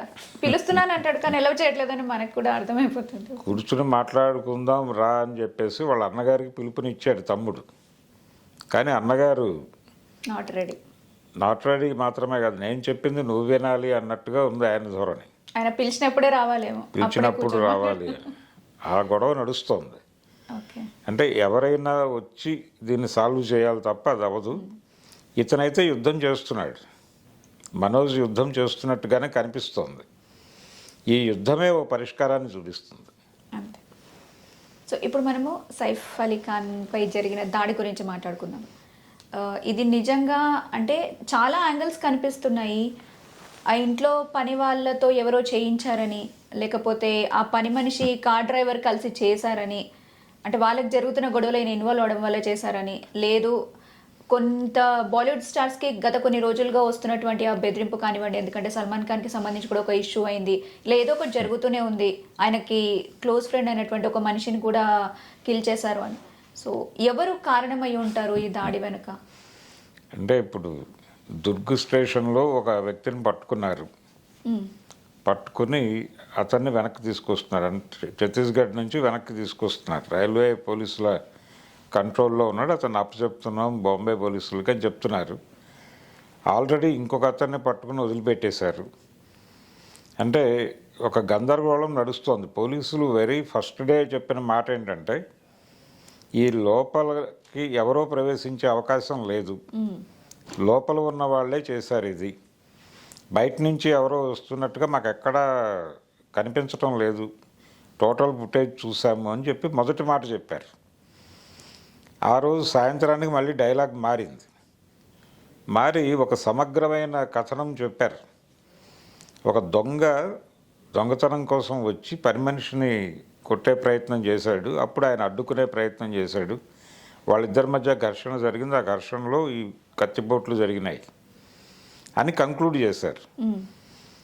అదే సమయంలో కరీనా కపూర్ గారు ఒక ట్వీట్ చేశారు, దీన్ని స్పెక్యులేట్ చేయొద్దు, జరిగింది దురదృష్టకరమైన సంఘటన, దీని మీద ఇంకా స్పెక్యులేషన్స్ వద్దు, ఎలా జరిగింది అలా జరిగిందని ఎవరూ మాట్లాడద్దు, ఎవరికి ప్రాణహాని జరగలేదు కాబట్టి వదిలిపెట్టేయండి అని ఆవిడ ప్రపంచాన్ని కోరింది. అంటే ఏ ఏ యాంగిల్స్ ప్రపంచం మాట్లాడుతుందో ఆవిడ ముందే ఊహించినట్టుగా కనిపిస్తుంది. అంటే వాళ్ళకి విత్ ఇన్ ఫ్యామిలీ ఏదో గొడవ ఉంది అనేది, ఆయన ఫస్ట్ వైఫ్ సన్ కూడా ఉన్నాడు అక్కడ, అతను ఎందుకున్నాడు, ఇవన్నీ ప్రపంచం మాట్లాడుతుంది. అందుకని స్పెక్యులేట్ చేయొద్దు అని ఆవిడ ట్వీట్ చేశారు. అలాగే ఈ విష్ణు గ్యాంగ్ వాళ్ళు దాడి చేశారా అనేది ఒకటి ఒక మాట వినిపిస్తోంది, సల్మాన్ ఖాన్ మీద జరిగింది, అది వేరు, వాళ్ళు దాడి చేస్తే ఇలా ఉండేది కాదు. అయితే వాళ్ళు దాడి చేసి ఉండొచ్చు అని అనటానికి ప్రాతిపదిక ఏంటంటే ఇతను కూడా ముస్లిం కాబట్టి అవును. వాళ్ళు పర్టికులర్గా వాళ్ళని టార్గెట్ చేస్తున్నారు అనేది వాళ్ళ ప్రోగ్రామ్గానే కనిపిస్తోంది. అది హిందుత్వ గొడవ. ఆ ఇన్వాల్వ్మెంట్ ఉన్నట్టుగా మనకు కనిపించడం లేదు, ఇక్కడ ఇంకేదో గొడవ ఉంది. అయితే బయట నుంచి వచ్చిన వాళ్ళు కాదు, లోపలే జరిగింది, ఇది ఇంటర్నల్ గొడవే. ఇప్పుడు ఆ పని మనిషితో ట్రావెల్ అవుతున్నవాడే చేశాడు అనేది ఒక మేరకు అర్థమవటానికి కారణం ఒక చిన్న కత్తిఘాటు ఉంది అంతే తన చేతి మీద, ఒక చిన్న బ్యాండ్ వేసుకుని ఉంది. ఈయనేమో తీవ్రమైన కత్తిపోట్లకు గురై హాస్పిటలైజ్ అయ్యాడు. కాబట్టి రెండోది ఇంకొక మాట వినిపించింది, ₹1,00,00,000 డిమాండ్ చేశాడు అతను అని. అప్పుడు తర్వాత ఈ వచ్చిన అతను ఇంట్లో ఉన్న నగలు ఇవి అపహరించడం కోసం వచ్చారని మళ్ళీ ఒక క్లారిటీ ఇచ్చింది ఆవిడ, కరీనా కపూర్ గారు. ఇచ్చి ఏవీ పోలేదు, అన్నీ సేఫ్గానే ఉన్నాయి అనేది ఆవిడే చెప్పారు. అంటే డైల్యూట్ చేసే ప్రయత్నం జరుగుతోంది ఆవిడ వైపు నుంచి. అంటే ఫ్యామిలీ వైపు నుంచి కేసును డైల్యూట్ చేసే ప్రయత్నం కాన్షియస్గా జరుగుతోంది. అంటే వాళ్ళ ఇంట్లో బయటకి చెప్పుకోలేని గొడవ ఏదో ఉంది, ఆ గొడవ వలన ఈ దాడి జరిగింది. ఈ దాడి జరగటము, ఈ గొడవ బయట ప్రపంచం ముందు పెట్టడానికి వాళ్ళు ఇష్టంగా లేరు. అది ఆల్రెడీ పోలీసులు కూడా కన్విన్స్ చేసి ఉంటారు. అందుకని ఆ గోప్యతని కాపాడటం కోసం పోలీసులు కూడా చాలా టాక్టికల్గా వ్యవహరిస్తున్నారు. నాకు ఆ మొదటి వ్యక్తిని చూసినప్పుడు, వాళ్ళ ఫోటో బయటకి రిలీజ్ చేసినప్పుడు అతను సీసీ కెమెరా వైపు చూస్తున్నట్టుగా ఉంది ఆ ఫోటో. మెట్లు దిగుతున్న వీడియో ఒకటి, మెట్లు ఎక్కుతున్న వీడియో ఒకటి పెట్టారు వాళ్ళు. అలాగే సీసీ కెమెరా వైపు చూస్తున్న ఫోటో ఒకటి బయటకు వదిలారు. అలా ఎలా ఉంటాడు అతను అంత తెలిసి అని అనిపిస్తుంది చూసిన వాళ్ళకి. కొంత గందరగోళం ఉంది. అంటే జనరల్గా పోలీసులు ఇలాంటి కేసుల్లో ఏం చేస్తారంటే, ఎవరో క్రైమ్ చేస్తారు, ఎవరో క్రైమ్ చేసిన దాన్ని బయటకు చెప్పుకోలేని పరిస్థితుల్లో దాన్ని అలా హోల్డ్ చేసి ఇంకెవరి మీదో వేస్తారు. అంటే ఇప్పుడు హాస్పిటలైజ్ అయ్యాడు ఆయన కాబట్టి పొడిచింది ఎవరు అనే ప్రశ్నకు సమాధానం ఇవ్వాలి. ఆ సమాధానం ఇవ్వడం కోసం ఎవరో ఒకళ్ళని పట్టుకొచ్చి ఆ ప్లేస్లో పెడతారు. పెట్టేసి ప్రపంచం దృష్టిలో కేసును క్లోజ్ చేసేసి ఇంటర్నల్గా వాళ్ళ గొడవలు వాళ్ళు సాల్వ్ చేసుకుంటారు. పెద్ద ఫ్యామిలీస్లో ఇది జరుగుతుంది సహజంగా. అలాంటిది ఏదో జరుగుతుంది సైఫ్ ఇంట్లో అనేది మనకు స్పష్టంగా అర్థమవుతుంది. అది కానీ వన్స్ ఇప్పుడు సైఫ్ కంప్లీట్గా ఓకే అయిన తర్వాత ఆయన చెప్పిన దాన్ని బట్టే యాక్షన్ తీసుకునే అవకాశం ఉందంటారా, లేకపోతే అది కూడా ఇంటర్నల్గా వాళ్ళే మాట్లాడేసుకొని? లేదు, ఇంటర్నల్గానే సెటిల్ అవుతుంది, అది బయటకు రానివ్వరు. బయటకు ఇలాగే వస్తుంది. అంటే మనం చాలా విషయాలు చూసాం. ఈ అంటే సత్యంబాబు కేసు అందరికీ తెలుసు. ఆయేషా మేరా కేసులో అతను అంతకాలం జైల్లో ఉండి ఫైనల్గా అతను కాదు అన్నారు. అవును, అతను బయటకు వచ్చాడు. అతని కంటే ముందు ఇంకొక ఇద్దరు జైల్లో ఉండి బయటకు వచ్చారు ఆ కేసులో. వాళ్ళు కూడా వీళ్ళు కాదు అన్నారు కొంత రిమాండ్ చేసిన తర్వాత. ఇప్పటికీ ఎవరు చేశారో క్లారిటీ లేదు, కానీ ఎవరు చేశారో పోలీసులకు తెలుసు. కానీ వాంటెడ్గానే కొంతమందిని తప్పించడం కోసం ఇలా జరుగుతాయి. బిగ్ ఫ్యామిలీస్లో ఇలాంటివి జరుగుతాయి. అంటే ఆ విషయం బయటకు రానివ్వరు, ఎవరో ఒకళ్ళ మీదుగా ఆ కేసు వెళ్ళిపోతుంది. దీనికి ఏది ఎగ్జామ్షన్ కాదు. బాలకృష్ణ గారి ఇంట్లో కాల్పులు ఎందుకు జరిగినాయి అంటే ఈ రోజుకి ఎవరి దగ్గర ప్రాపర్ సమాధానం లేదు, ఉండదు కూడా. ఇలాంటి కేసు చూపించినట్టు అంటే మీరు ఎవరో దొరికిన వాళ్ళని అలా అక్కడ పెట్టేసి నేనే చేశానని ఒప్పించి, అంటే ఒప్పందం కేసులు అంటారు వీటిని. ఒప్పందం కేసులు అనే పేరుతో జైళ్ళల్లో కొంతమంది ఉంటారు. అంటే వాళ్ళకి ముందే చెప్తారు తీసుకొచ్చి, నువ్వు ఈ కేసు ఒప్పుకో, దానికి సంబంధించి నీకు ఈ రెమ్యూనరేషన్ ఉంటుంది అని చెప్తారు. అంటే పెయిడ్ ఆర్టిస్టులు. వీళ్ళు కోర్టులో కూడా వీళ్ళు చెప్పిన పద్ధతిలోనే బిహేవ్ చేస్తారు. చేసి జైలుకి వెళ్ళిపోయిన తర్వాత వీళ్ళు ఈ కేసులో వచ్చారనేది లోపల ఇన్మేట్స్కి తెలుస్తుంది. అవును. వాళ్ళు వీళ్ళని చాలా చులకనగా చూస్తారు. అంటే నేను క్రైమ్ చేసి వచ్చాను, వీడు క్రైమ్ మీదేసుకుని వచ్చాడు, నాకంటే తక్కువ అనే అభిప్రాయంతో వీళ్ళ మీద వాళ్ళు కొంచెం దౌర్జన్యం చేస్తూ ఉంటారు. అదొక గొడవ ఉంటుంది వీళ్ళకి జైల్లో. కాబట్టి ఈ ఒప్పందం కేసుల వాళ్ళు చాలామంది చాలా జైళ్ళల్లో కనిపిస్తారు. ఇందులో మెజారిటీ అంటే చాలా ఇళ్లల్లో ఇల్లీగల్ అఫైర్స్ విషయంలో క్రైమ్ జరుగుతుంది. జరిగిన తర్వాత అదేదో సెటిల్మెంట్ చేసుకుంటారు. అది చేసుకున్న తర్వాత ఈ క్రైమ్ బయటకు వస్తుంది. అంటే ఈ హాస్పిటల్కి వెళ్ళటము అది ఒక రకంగా మెడికో లీగల్ వ్యవహారంగా మారుతుంది. ఎప్పుడైతే మెడికో లీగల్ వ్యవహారంగా మారిందో అక్కడ ఒక మనిషి అవసరం అవుతాడు వాళ్ళకి. అప్పుడు ఎవరో ఒకళ్ళని పట్టుకొస్తారు. దీన్ని ఇంకొక యాంగిల్లో ఒక సినిమాకి కథగా వాడాడు విజయబాపినేడు గారు. గ్యాంగ్ లీడర్ సినిమాలో చిరంజీవి గారు ఆయన క్యారెక్టరు, ఆయన కుటుంబానికి ఒక ఆర్థిక సమస్య ఉంటుంది, దాన్ని ఎలా పరిష్కరించాలా అనుకుంటూ ఉండగా రోడ్డు మీద ఒక యాక్సిడెంట్ జరుగుతుంది. ఆ యాక్సిడెంట్ ఎవరు చేశారు అని చెప్పి ఆ వ్యక్తిని పట్టుకోవడానికి వెళ్తాడు ఈయన. వెడితే ఆ ఇంట్లో ఆ యాక్సిడెంట్ చేసినటువంటి వ్యక్తి తాలూకా ఫాదర్ ఎంతో బాధపడి, ఇలా మా అమ్మాయి ఈ కండిషన్లో ఉంది కాబట్టి తనని వేరే పంపించాలి, ఏం చేయాలో అర్థం కావట్లేదు, నాకు క్రైమ్ జరిగింది, నేను ఆ కుటుంబానికి నష్టపరిహారాలు అవన్నీ నేనే ఏర్పాటు చేస్తాను అని టోటల్ వ్యవహారంలో సింపతి చూపించి నాకు ఒక మనిషి కావాలి ఇప్పుడు అంటాడు. ఆ మనిషి నువ్వే అయితే నీ కష్టాన్ని నేను తీరుస్తాను కదా అన్న టైప్లో ఒక ప్రపోజల్ రావటం, ఈయన అంగీకరించడం, ఈయన ఉన్నటువంటి ప్రెజర్ నుంచి అలా నడుస్తుంది. అది ఊరికనే పుట్టలేదు ఆ కథ, దానికి ఇలాంటి పునాదులు ఉన్నాయి. సో ఇప్పుడు మూవీ స్టార్స్ విషయం పక్కన పెడితే రాజకీయాలకు వద్దాం మనము. చిరంజీవి గారు ఒకప్పుడు పార్టీని స్థాపించారు, బట్ తర్వాత మళ్ళీ కాంగ్రెస్లో కలిసిపోయారు. కానీ తనకి ప్రస్తుతానికి పాలిటిక్స్ ఇంట్రెస్ట్ లేవు అని చెప్పినా కూడా బీజేపీ చిరంజీవిని వాళ్ళ పార్టీలోకి లాగడానికి చాలా గట్టిగా ప్రయత్నిస్తుంది, ఒక మెగా ప్లానే వేసింది అంటున్నారు. సో దీనికి సంబంధించి మీరేమంటారు?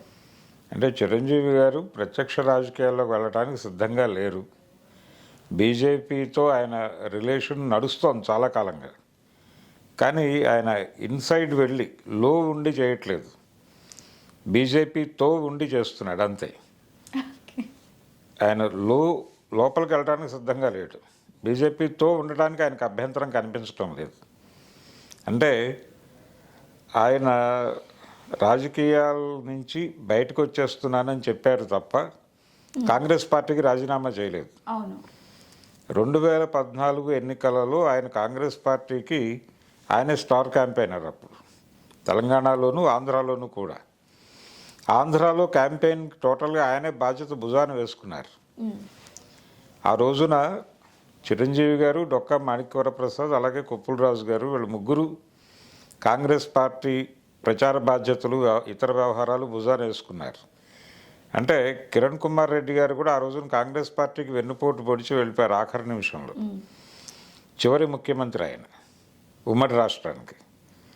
ఆయన కూడా చివరిలో కాంగ్రెస్ పార్టీకి వెన్నుపోటు పొడిచి సొంత పార్టీ పెట్టుకుని వెళ్ళిపోయాడు.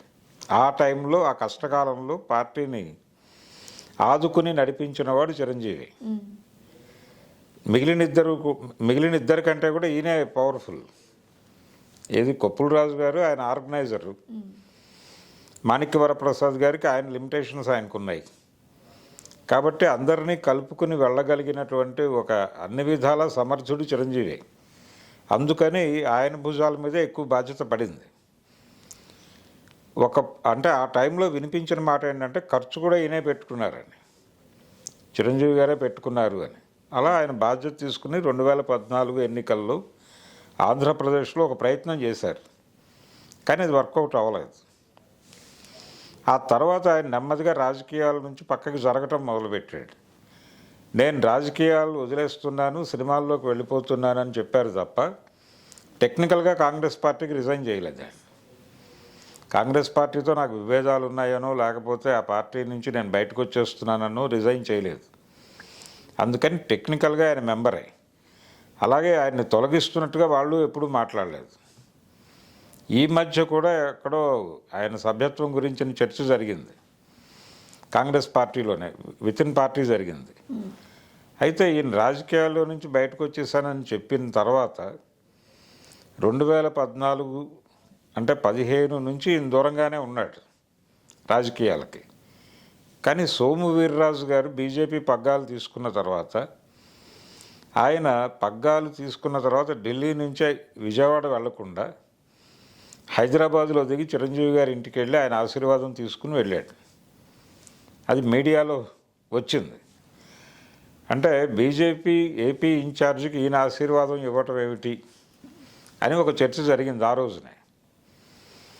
అప్పటి నుంచి ఈయనకి కొంత బీజేపీతో దగ్గరగా ఉంటున్న అభిప్రాయం ఉంది, కానీ ఆయన ఎప్పుడు ఇతర కార్యక్రమాల్లో ఇన్వాల్వ్ కాలేదు. తనంతగా తాను ఎప్పుడు అనౌన్స్ కూడా చేయలేదు.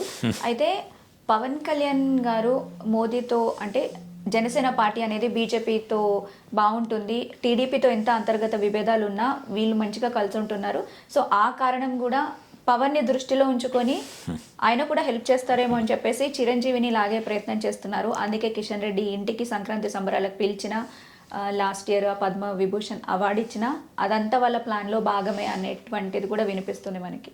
సో అంటే చిరంజీవిని వాడుకోవాలి అనేది బీజేపీ అనుకుంటున్న మాట వాస్తవమే. అంటే ఈయనకున్నటువంటి ఇమేజ్ని బీజేపీకి వినియోగించుకోవాలని వాళ్ళు అనుకుంటున్నారు. కానీ ఈయన ప్రత్యక్షంగా రోడ్డు మీదకి రావడానికి సిద్ధంగా లేడు, రాడనేది నా నిశ్చిత అభిప్రాయం. ఓకే, ఫ్యూచర్లో కూడా వచ్చే అవకాశం లేదు. ఆయన అలాంటి బాధ్యతలు భుజాన్ని వేసుకోడు. ఆయనకు ఆఫర్లు వచ్చినాయి, ఆయనకు రాజ్యసభ ఆఫర్ కూడా వచ్చింది. వచ్చినప్పటికీ తిరస్కరించాడు. ఆయన తిరస్కరించి వెనక్కి వచ్చేసిన సందర్భం కూడా నాకు తెలుసు. అయితే ఆయన ప్రత్యక్ష రాజకీయాల్లోకి రాకపోవచ్చు, కానీ వెనకాలండి హెల్ప్ చేసే ప్రయత్నం చేస్తారు. ఓకే, అంటే ఒకప్పుడు అక్కినేని నాగేశ్వరరావు గారు కాంగ్రెస్ పార్టీకి అలాంటి హెల్పే చేశారు. కృష్ణ గారు ఎన్టీ రామారావు గారికి అగైనెస్ట్గా సినిమాలు తీసి హడావిడి చేశారు, కానీ నాగేశ్వరరావు గారు ఎప్పుడూ అలాంటి పని చేయలేదు. ఆయన సలహాలు ఇచ్చేవాడు, ఎలా హ్యాండిల్ చేయాలి, ఎలా వ్యవహరించాలి, తెలుగుదేశం పార్టీతో ఎలా వ్యవహరించాల్సి ఉంటుంది, ఇలాంటి అడ్వైజర్స్ ఇచ్చేవాడు ఆయన. అంతవరకే పరిమితం. ఈయన కూడా అంతవరకే పరిమితం అవుతారు బీజేపీతో. అంటే బీజేపీతో ఈయనకి కొంచెం ఎక్కువ చొరవ ఉంది, వాళ్ళు ఈయనతో కలవటం అనేది ఫ్రీక్వెంట్గా జరుగుతోంది. అలాగే గత ఎన్నికల కంటే ముందు కిషన్ రెడ్డి గారు ఆయన పరస్పరం మాట్లాడుకున్నటువంటి ఒక వీడియో, ఆయన్ని ఇంటర్వ్యూ చేశారా, ఈయన్ని ఇంటర్వ్యూ చేశారో తెలియదు, కానీ ఒక వీడియో పోస్ట్ చేశారు. అంటే ఆ వీడియో పోస్ట్ చేయడం వెనకాల చిరంజీవి గారి అభిమానుల్ని బీజేపీ వైపుకి డ్రైవ్ చేయటమే టార్గెట్. అందుకే ఆ వీడియో చేశారు, బీజేపీ వైపుకి డ్రైవ్ చేయటం. అది రెండు రాష్ట్రాల్లో కూడా. అలాగే అక్కడ ఆల్రెడీ కూటమి ఉంది, బీజేపీ కూడా ఇన్వాల్వ్ అయి ఉంది అక్కడ. ఈయన పవన్ కళ్యాణ్ గురించి మాట్లాడినా వాళ్ళ గురించి మాట్లాడినట్టుగానే చూడాలి. కిషన్ రెడ్డితో మాట్లాడుతూ ఎన్నికల కంటే ముందే ఆయన, కిషన్ రెడ్డి గారు ఒక ప్రశ్న అడిగారు చిరంజీవిని, మీరు ఢిల్లీ వచ్చినప్పుడు మా ఆఫీస్కి వస్తానన్నారు, రాలేదు, ఇప్పుడు ఎలక్షన్ దగ్గరకు వచ్చేసింది అన్నాడు ఆయన.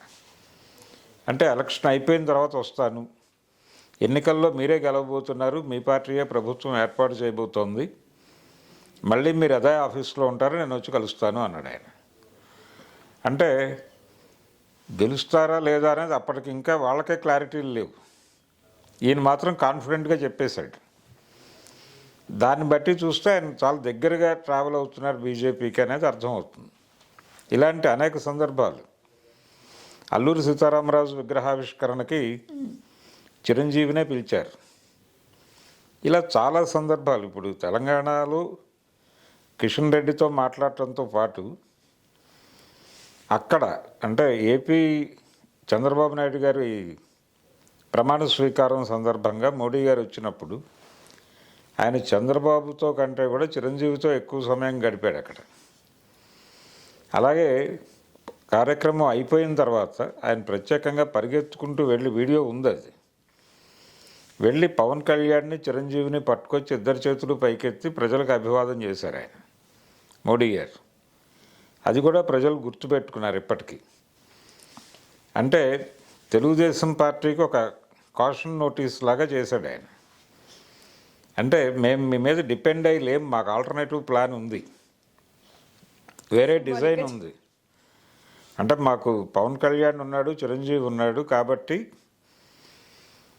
మేము మీ మీద డిపెండ్ అయ్యాము అనేటువంటి అభిప్రాయంతో మీరు ఉండొద్దు అని చంద్రబాబు నాయుడు గారికి ఒక ఇండికేషన్ ఇచ్చారు. దాని ద్వారా అట్లా బీజేపీ ఆడుతున్నటువంటి గేమ్లో చిరంజీవిని కలుపుకుని పెడుతున్నారు వాళ్ళు. చిరంజీవి గారు కూడా ఈ వాతావరణం ఇలా ఉంది కాబట్టి దీన్ని డిస్టర్బ్ చేయకుండానే ఆయన వ్యవహరిస్తున్నాడు. అంటే అందరి వాడుగా కనిపిస్తున్నాడు ఆయన. ఆయన ఏదో ఇప్పుడు బీజేపీ తీర్థం పుచ్చేసుకుంటే కాంగ్రెస్ పార్టీకి రిజైన్ చేశారా ఈ చర్చ అంతా వస్తుంది. ఆ చర్చ రావటం కూడా ఆయనకి ఇష్టం లేదు. ఆయన సినిమాలు మాత్రమే చేస్తూ అందరి వాడుగా కనిపించే ప్రయత్నమే చేస్తాడు. ప్రత్యక్ష రాజకీయాల్లోకి రావటం, ఆయన గవర్నర్ అయిపోతారని, ఇంకేదో రాజ్యసభకు పంపిస్తారని, కేంద్ర మంత్రి అయిపోతారని, ఇలా రకరకాల ప్రచారాలు జరుగుతున్నాయి. కానీ అవేవి ఆయన ఎంటర్టైన్ చేయడానికి సిద్ధంగా లేరు. సో ఇప్పుడు సెంట్రల్లో ఎలా ఉన్నప్పటికీ కూడా తెలంగాణ బీజేపీ ఈ విషయంకి వచ్చేసరికి ఎవరు ఇక్కడ అధ్యక్షులు అవుతారు, మళ్ళీ బీజేపీకి హెడ్ ఎవరు అనేటువంటి ఒక క్వశ్చన్ చాలా మందిలో ఉంది. ఈగర్గా కూడా వెయిట్ చేస్తున్నారు. ఎందుకంటే ఒకసారి బండి సంజయ్ పేరు వచ్చినప్పటికీ కూడా అఫీషియల్గా ఏది లేదు అని ఆయన కూడా చెప్పారు. అవకాశం ఉంది లేదు అన్నది నేను చెప్పలేను అని. సో ఎవరికి అవకాశం ఇవ్వచ్చు అంటారు ఇప్పుడు? అంటే బండి సంజయ్కి కొంత ఎక్కువ ఛాన్సెస్ ఉన్నాయి కంపారిటివ్గా. కిషన్ రెడ్డితో కూడా ఆయనకి కనిపించని సంబంధాలు ఉన్నాయి. అంటే కిషన్ రెడ్డితో మాత్రమే కాదు, ఇప్పుడు సీఎం రేవంత్ రెడ్డి గారితో కూడా, రేవంత్ రెడ్డి గారి దృష్టిలో కూడా బండి సంజయ్ పట్ల ఒక అభిప్రాయం ఉంది ఆయనకి.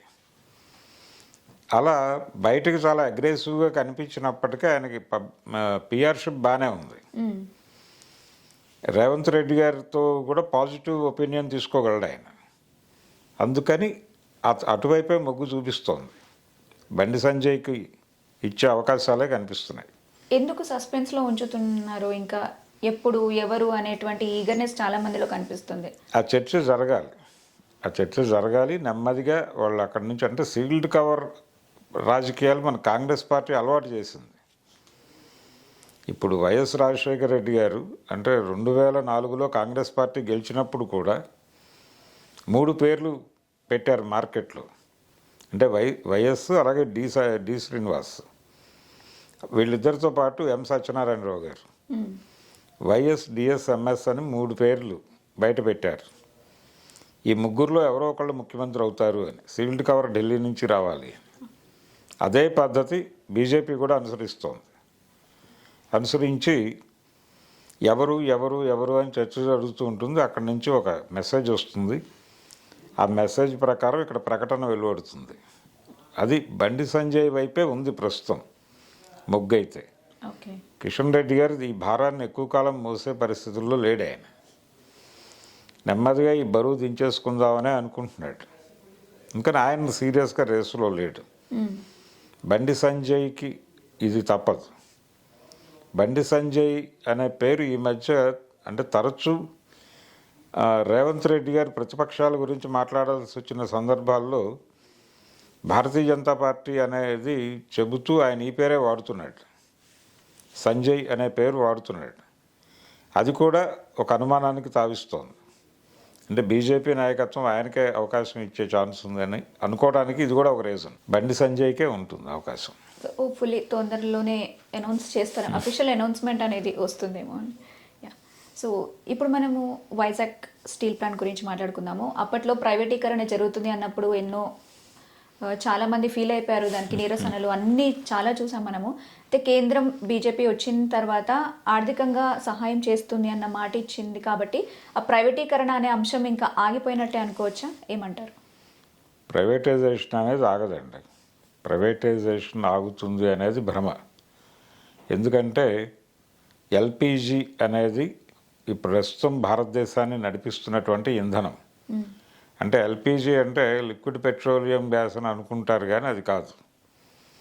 లిబరలైజేషన్, ప్రైవేటైజేషన్, గ్లోబలైజేషన్, అది ఎల్పిజి. దాని మీదే నూతన ఆర్థిక వ్యవస్థ నిలబడి ఉంది. మన్మోహన్ సింగ్ గారు 1990లో తీసుకొచ్చినటువంటి ఈ మార్కెట్ ఎకానమీ స్ట్రాటజీలో భాగంగా ఇప్పటికీ కేంద్ర ప్రభుత్వం ఖర్చు పెడుతున్నటువంటి డబ్బుల్లో మెజారిటీ డబ్బులు పర్టికులర్గా బడ్జెట్కి సంబంధించి వాళ్ళు చూపిస్తున్నటువంటి ప్రొజెక్షన్స్లో, అంటే ఇన్కమింగ్ అవుట్ గోయింగ్ రెండు చెప్తారు బడ్జెట్లో. వాళ్ళు ఇన్కమింగ్లో చూపిస్తున్న ప్రొజెక్షన్స్లో ఎక్కువ షేర్ డిజిన్వెస్ట్మెంట్ ఫండ్ నుంచి చూపిస్తున్నారు. డిజిన్వెస్ట్మెంట్ అనగానే ప్రైవేటైజేషనే, అంటే ఇన్వెస్ట్మెంట్లు వెనక్కి తీసుకుంటోంది ప్రభుత్వం. గతంలో ఎలా ఉండేదంటే కోర్ ఇండస్ట్రీస్ అన్నీ గవర్నమెంట్ సెక్టార్లో ఉండాలనుకునేవాళ్ళు. అప్పుడు ప్రజలకు ఎక్కువ సేవ జరుగుతుంది అనుకునేవాళ్ళు. అంటే లాభాపేక్ష లేకుండా ప్రజా ప్రయోజనాల కోసమే పనిచేస్తాయనే ఉద్దేశంతో కోర్ ఇండస్ట్రీస్ అన్నీ కూడా అక్కడ పెట్టేవాళ్ళు. ఇప్పుడు ఆ పరిస్థితి లేదు. కోర్ మొత్తం కూడా బయటకు వెళ్ళిపోతుంది. అందులో భాగంగానే చాలా ఇండస్ట్రీస్ ప్రైవేటైజ్ అయిపోతున్నాయి. డిజిన్వెస్ట్మెంట్ అంటే ఆ ప్రోగ్రామే అది. సో వైజాగ్ స్టీల్ ప్లాంట్ కూడా ప్రైవేటైజ్ అయిపోతుంది. ఇప్పుడు చంద్రబాబు నాయుడు గారికి వాళ్ళు 11,000 కోట్లు ఇప్పుడు దీనికోసం ఇచ్చారు. ప్లాంట్ని రీఆర్గనైజ్ చేయడం కోసం డబ్బులు రిలీజ్ అయినాయి. ఇది దాన్ని నిలబెడుతుంది. అంతవరకే నిలబెట్టిన తర్వాత నెమ్మదిగా దశల వారీగా అది తరలి వెళ్ళిపోతుంది. ఇది తప్పదు, ఇది అనివార్యం. అయితే అక్కడ ఎంప్లాయ్మెంటు ఇదంతా గ్యారంటీ ఇచ్చుకుంటూ పెడతారు. ఓకే, ఎంప్లాయ్మెంట్ గ్యారంటీ ఉంటుందా ఉండదా అనేది గొడవ. మీరు ప్రైవేటైజ్ చేసేస్తే మేమందరం ఏమైపోవాలని మాట్లాడుతున్నారు. అంటే యూనియన్స్ మాట్లాడుతున్నాయి. ఇప్పటికీ అక్కడ సమ్మెలు జరుగుతున్నాయి. బయట టెంట్లు వేసుకుని కూర్చుంటున్నారు యూనియన్ వాళ్ళు. అయితే ఇది కూడా ఒక సెటిల్మెంట్ కోసం గొడవే. వాళ్ళు కూడా వాళ్ళకి తెలుసు ఏం జరగబోతోంది అనేది స్పష్టంగా యూనియన్స్కి తెలుసు. ఇప్పుడు నెమ్మదిగా దీని మీద ఒక ప్రచారం మొదలైంది. ప్రైవేటైజ్ అయితే తప్ప అక్కడ యాక్టివిటీ పెరగదు, గవర్నమెంట్ సెక్టార్లో ఉంటే మందకొడిగా ఉంటుంది అది. అందుకని వేగం పెంచాలంటే, దాన్ని లాభాల బాట పట్టించాలంటే ప్రైవేటైజ్ చేస్తేనే మంచిది అనే ఒక అభిప్రాయాన్ని నెమ్మదిగా స్ప్రెడ్ చేయటం మొదలైంది. అది వివిధ మాధ్యమాల్లో వ్యాసాలు రాయిస్తున్నారు వాళ్ళే వాంటెడ్గా. ఇలా నెమ్మదిగా ప్లాంట్ చేస్తున్నారు. ఎప్పుడైనా అదే జరుగుతుంది. అంటే ప్రభుత్వ ఉద్యోగులందరూ 9 to 5 ఉద్యోగం చేసి వచ్చేస్తారు. వాళ్ళు ఆఫీసును పట్టించుకోరు, వాళ్ళు ఇతర వ్యవహారాలు చూసుకుంటారు. ఇలా గవర్నమెంట్ ఎంప్లాయీస్ వాళ్ళ క్యారెక్టర్ని అసాసిన్ చేస్తూ వాళ్ళు చాలా సెల్ఫిష్ అని ఇలా రకరకాల ప్రచారాలు జరుగుతున్నాయి. మనం వింటూనే ఉన్నాం చాలా కాలంగా. ఎందుకు ఇవన్నీ జరుగుతాయి వాంటెడ్గా అంటే, ప్రైవేటైజేషన్కి పబ్లిక్ మూడ్ని అటు డైవర్ట్ చేయటం కోసం జరుగుతుంది ఇది.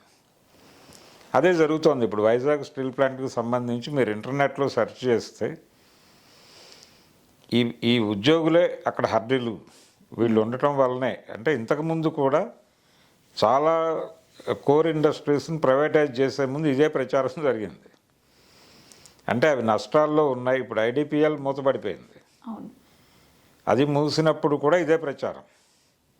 అంటే గవర్నమెంట్ సెక్టార్లో ఉన్న వాళ్ళు ఎవరు పనిచేయరు సరిగ్గా, గవర్నమెంట్ హాస్పిటల్స్లో పనిచేస్తున్న వాళ్ళు సరిగ్గా పనిచేయరు,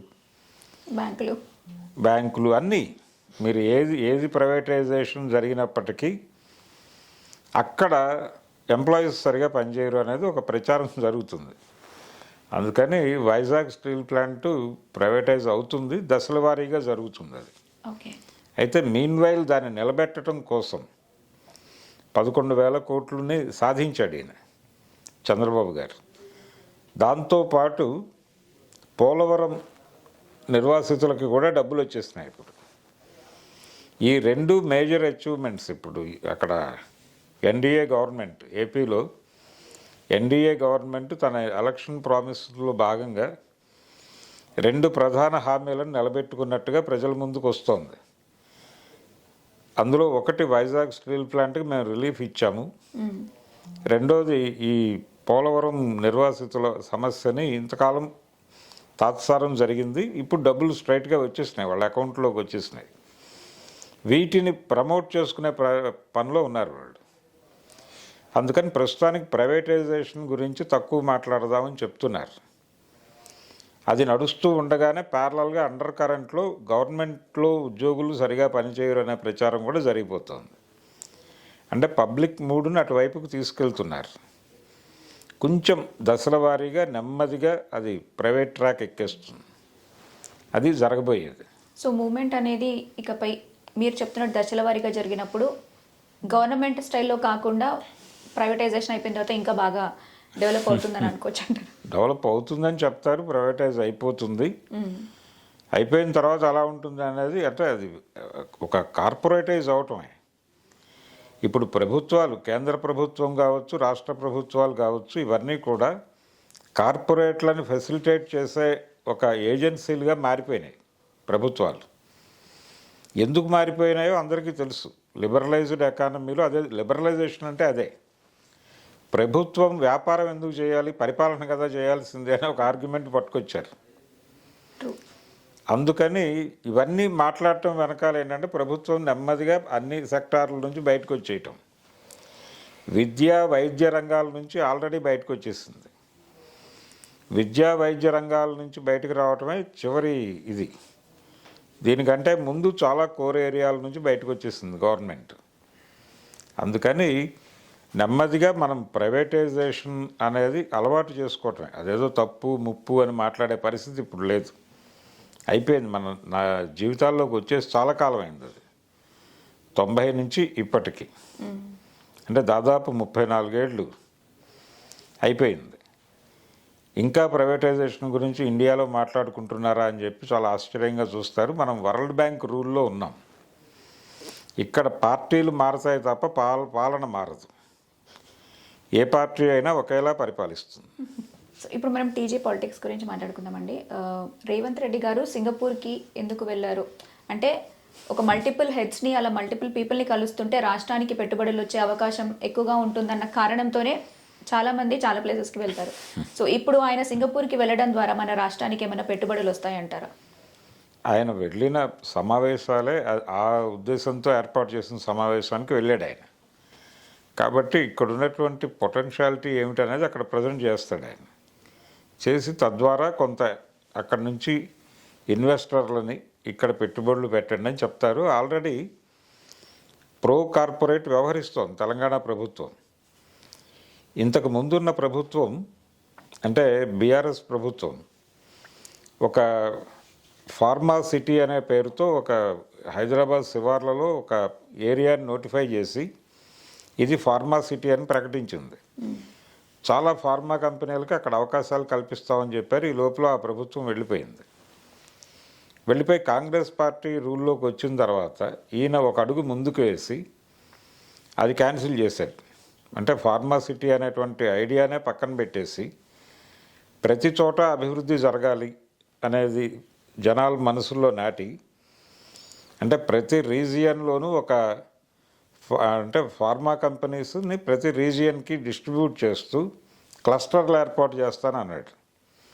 ఈ క్లస్టర్ల ఏర్పాటు కోసం ప్రభుత్వ భూములు ఇవ్వటం కాదు, ఈయన ఏం చేస్తున్నాడంటే ల్యాండ్ పూలింగ్ చేస్తున్నాడు. జనం నుంచి భూమి సేకరించి కార్పొరేట్లకు ఇస్తున్నాడు. దాని మీద నల్గొండ జిల్లాలో గొడవలు జరిగినాయి, మహబూబ్ నగర్ జిల్లాలో గొడవలు జరిగినాయి. అయినప్పటికీ ప్రభుత్వం వెనకడుగు వేయటం లేదు, ముందుకే పెడుతోంది. అలాగే ఈయన హైడ్రా అనే కార్యక్రమం కూడా చాలా యుద్ధ ప్రాతిపదిక మీద తీసుకొచ్చాడు. ఈ హైడ్రా లక్ష్యం ఏమిటంటే ప్రభుత్వ భూముల పరిరక్షణ. అదేదో చెరువులు కాపాడుకోవటానికి మరొకటి కాపాడుకోవటానికి అని చెప్తున్నారు, కానీ ఒరిజినల్ ప్రోగ్రాం అది కాదు. ఇది బయటకు చెప్తున్న కారణం, కానీ ఒరిజినల్ ప్రోగ్రాం ప్రభుత్వ ఆస్తుల పరిరక్షణ. ప్రభుత్వ ఆస్తులు ఎవరి కబ్జాలో ఉన్నా కానీ వాటిని వెనక్కి లాక్కుని తీసుకొచ్చి ప్రభుత్వ కస్టడీలో పెట్టడం. ఎందుకు ప్రభుత్వ భూముల మీద ఇంత ఆపేక్ష పెరిగింది ప్రభుత్వాలకి అంటే ఇవన్నీ కూడా వీళ్ళు జాగ్రత్తగా దాచి రేపు రాబోయే పెట్టుబడిదారులకి అప్పచెప్తారు. అంటే ఇన్ఫ్రాస్ట్రక్చర్ ఏర్పాటు చేయాలి ప్రభుత్వాలు. పెట్టుబడులను ఆహ్వానించిన తర్వాత వాళ్ళు ఆ పెట్టుబడులతో వ్యాపారం చేసుకోవడానికి ఇన్ఫ్రాస్ట్రక్చర్ ఏర్పాటు చేయాల్సిన బాధ్యత కూడా ప్రభుత్వాలదే. అది కూడా మేము చేస్తున్నామని చెప్పుకుంటాడు ఈయన. కాబట్టి మేము ప్రో ఇండస్ట్రీ ఉన్నాం, ప్రో మార్కెట్ ఉన్నాం అనేది ప్రొజెక్ట్ చేస్తున్నాడు అక్కడ. ఆల్రెడీ మొదలైంది పని. కాబట్టి దీని కొనసాగింపుగా అక్కడి నుంచి కొంతమంది వచ్చి మాట్లాడతారు. కొన్ని కోర్ ఇండస్ట్రీస్ని ఇక్కడికి తీసుకొచ్చే ప్రయత్నం చేస్తాడు. ఇదే అభివృద్ధిగా ప్రొజెక్ట్ చేసుకోవాలి ఆయన వచ్చే ఎన్నికలకి. వచ్చే ఎన్నికల్లో ప్రొజెక్ట్ చేసుకోవడానికి అనువైనటువంటి ఒక ఎన్విరాన్మెంట్ క్రియేట్ చేసుకోవడం కోసం ప్రయత్నం చేస్తున్నాడు. అందులో భాగమే ఈ మెడికల్, ఈ ఫార్మా క్లస్టర్లు, ఇప్పుడు రాబోయేటువంటి ఇండస్ట్రీస్. అంటే ఈ క్లస్టర్ల విషయంలో కూడా ఆయన స్పష్టంగా చెప్పింది ఏంటంటే, మీ ప్రాంతంలో పరిశ్రమలు వస్తే మీకు ఉద్యోగాలు వస్తాయి, మీ పిల్లలు ఎక్కడికో వెళ్ళి ఉద్యోగాలు చేయక్కర్లేదు, ఇక్కడే పని చేయొచ్చు అని చెప్తారు. కానీ ఇక్కడ ప్రపంచం పట్టించుకోవాల్సిన విషయం ఏంటంటే, ఇలా చాలా ప్రభుత్వాలు చెప్తాయి, కానీ ఆ ఏరియా ప్రజలకి ఈ జ్ఞానం ఉండదు. ఇప్పుడు నల్గొండ జిల్లాలోనో మహబూబ్ నగర్ జిల్లాలోనో మారుమూల పల్లెల్లో జరుగుతుంది అది. ఆ పల్లెల్లో 10th క్లాసు ఇంటర్మీడియట్ చదివిన పిల్లలకి ఏ ఉద్యోగాలు ఇస్తారు వాళ్ళు? దానిలో అంటే వాళ్ళు వాచ్మ్యాన్లుగానో మరో ఉద్యోగాల్లోనూ సెటిల్ అవుతారు తప్ప ఇండస్ట్రీలో పెద్ద పొజిషన్లోకి వీళ్ళు రారు.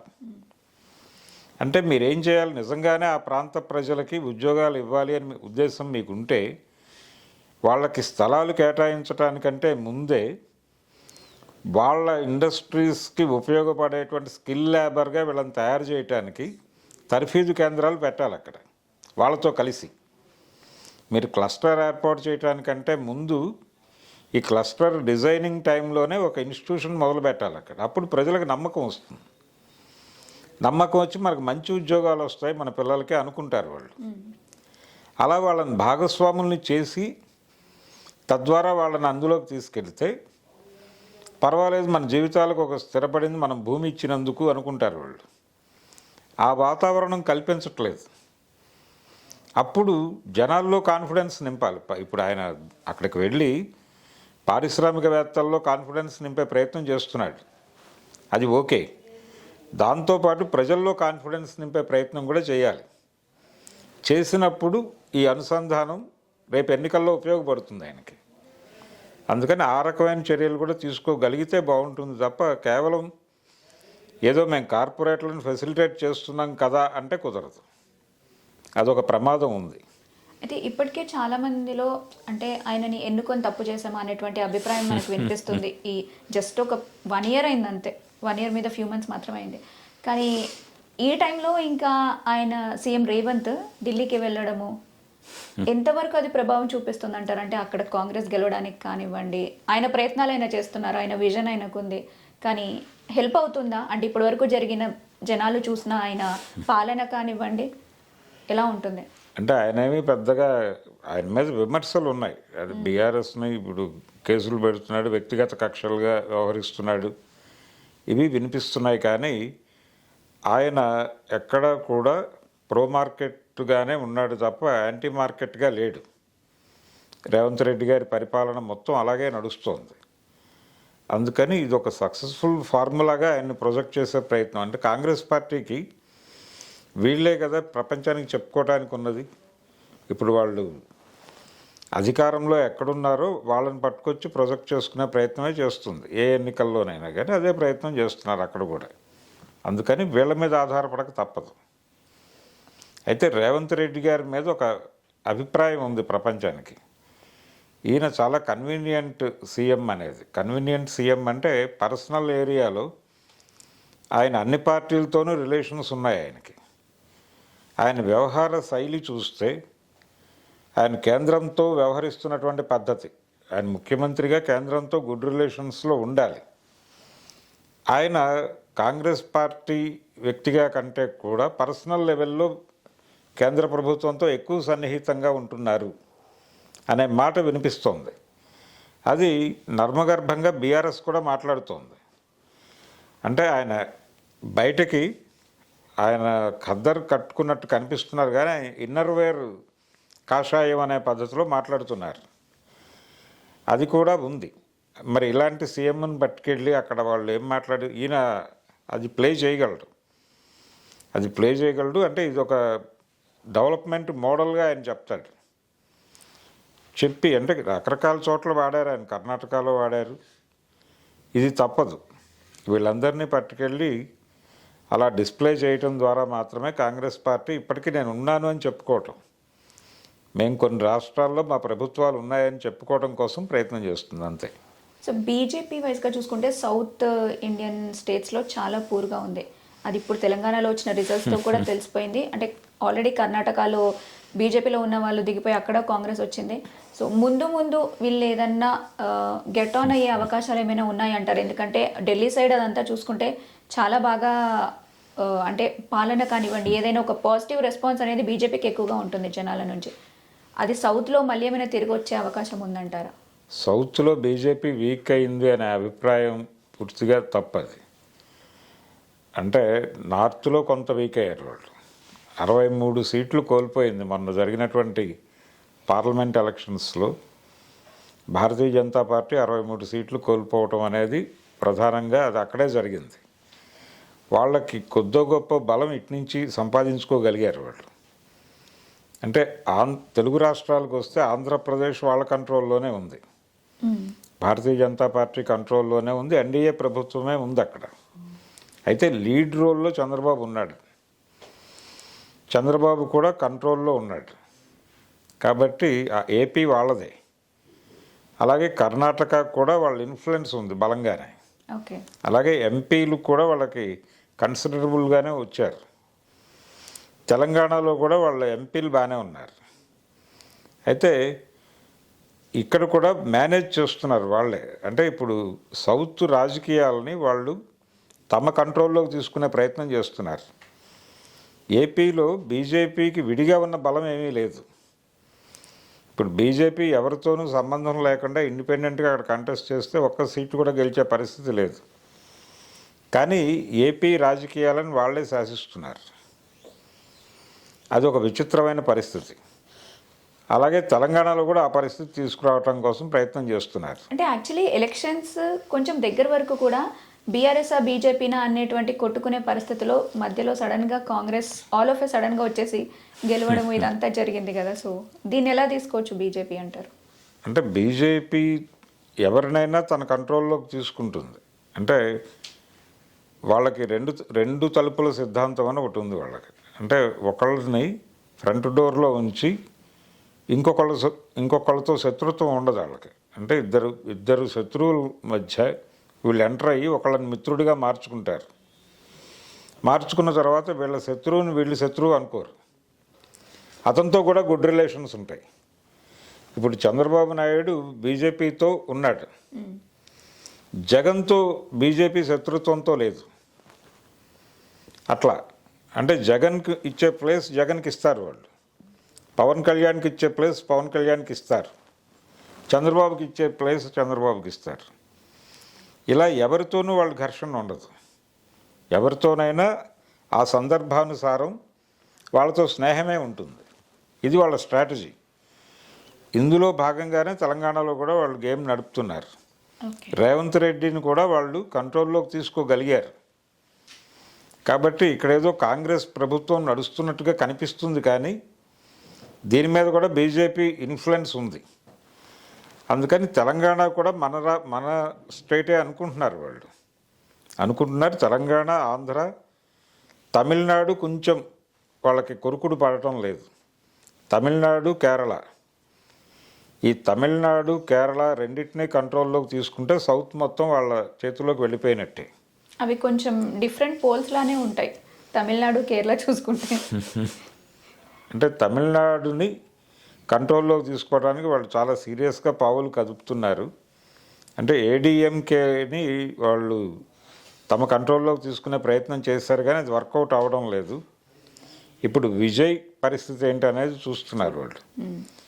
విజయ్ని కంట్రోల్లోకి తీసుకోవడానికి చిరంజీవి, పవన్ కళ్యాణ్ లాంటి వాళ్ళని వాడే ప్రయత్నం చేస్తున్నారు. చేసి విజయ్ సపోర్ట్ తీసుకుని ప్రస్తుతానికి ఆయన ఓపెన్గా చెప్పాడు, నేను బీజేపీకి దూరంగా ఉండదలుచుకున్నాను అనే మాట ఆయన ఓపెన్గా చెప్పాడు. చెప్పినప్పటికీ ఎలక్షన్ టైంకి అది మార్చే ప్రయత్నం చేస్తున్నారు, ఆ మాటని మార్చే ప్రయత్నం. చేసి డిఎంకే వ్యతిరేక ఫ్రంట్ కట్టి ఆ ఫ్రంట్లోకి వీళ్ళందరినీ తీసుకొచ్చి తను వెనకాల నుండి డిఎంకేని దెబ్బ కొట్టడం ద్వారా ఆ స్టేట్ని తన కంట్రోల్లోకి తీసుకోవడం కోసం పావులు కదుపుతున్నారు ఇప్పుడు. అందుకే పవన్ కళ్యాణ్ చిరంజీవుల మీద వాళ్ళు ప్రత్యేక ప్రేమ చూపిస్తున్నారు. అక్కడ కూడా మెడ్రాస్లో కూడా వాడచ్చు వీళ్ళని, తమిళనాడులో కూడా వాడచ్చు అని. ఇదొక వ్యవహారం. అలాగే కర్ణాటకలో కూడా వీళ్ళ ఇమేజ్ ఉపయోగపడుతుంది. చిరంజీవి పవన్ కళ్యాణ్ల ఇమేజ్ కర్ణాటకలో కూడా ఉపయోగపడుతుంది. అందుకని కర్ణాటక ఆల్రెడీ వాళ్ళకి కొంత బేస్ ఉన్నటువంటి స్టేట్ అది. కేరళ మీద ఇప్పుడు ప్రస్తుతం వాళ్ళ ప్రధానమైనటువంటి దృష్టి ఉంది. అక్కడ సిపిఎం పార్టీని పూర్తిగా పక్కకి గెంటాలనే ఒక ప్రయత్నం జరుగుతోంది. వాళ్ళు సిపిఎంతో కూడా వాళ్ళకి పెద్ద ఇబ్బంది లేదు నిజానికి. అంటే వెస్ట్ బెంగాల్ సీన్ చూస్తే అక్కడ దాదాపు 30 సంవత్సరాలు పరిపాలించింది సిపిఎం పార్టీ. 30 సంవత్సరాలు పరిపాలించినటువంటి రాష్ట్రంలో ఒక్క ఎంపీ సీట్ లేదు ఇప్పుడు ఆ పార్టీకి. అంటే టోటల్గా ఒక్కసారి వాళ్ళ ఓట్ బ్యాంక్ మొత్తం వీళ్ళకి ట్రాన్స్ఫర్ అయిందా, అలా అభిప్రాయాలు మార్చేసుకుంటారు జనాలు అని అనిపిస్తుంది. కానీ ఇక్కడ ఏదో ఒక మ్యాచ్ ఫిక్సింగ్ జరిగినట్టుగా కనిపిస్తుంది సిపిఎంకి బీజేపీకి మధ్య వెస్ట్ బెంగాల్లో. అదే ఫార్ములాని కేరళలో కూడా ఇంప్లిమెంట్ చేసే ప్రమాదం ఉంది. అందుకని కేరళ మీద కూడా వాళ్ళు కాన్ఫిడెంట్గానే ఉన్నారు. సౌత్ని కంట్రోల్లోకి తీసుకోవటం అనే దాని మీద ప్రత్యేక శ్రద్ధ పెట్టారు. అందులో భాగంగానే సౌత్కి ఎక్కువ తిరుగుతున్నారు వాళ్ళు. ఈరోజు రేపు చంద్రబాబు గారిని కలవబోతున్నాడు అమిత్ షా గారు వచ్చి. ఇదంతా అందులో భాగమే. వాళ్ళు నార్త్లో కొంత దెబ్బతిన్నారు మొన్న ఎన్నికల్లో. దాన్ని రిపేర్ చేసుకునే ప్రయత్నాలు జరుగుతూనే ఇక్కడ దీన్ని పట్టుకోవాలి. అంటే ప్రధానంగా ఇప్పుడు గొడవ జరుగుతోంది ఏంటంటే సౌత్ని తిని నార్త్ బతుకుతోంది అనేటువంటి ఒక అభిప్రాయం స్ప్రెడ్ అవుతోంది నెమ్మదిగా జనాల్లో.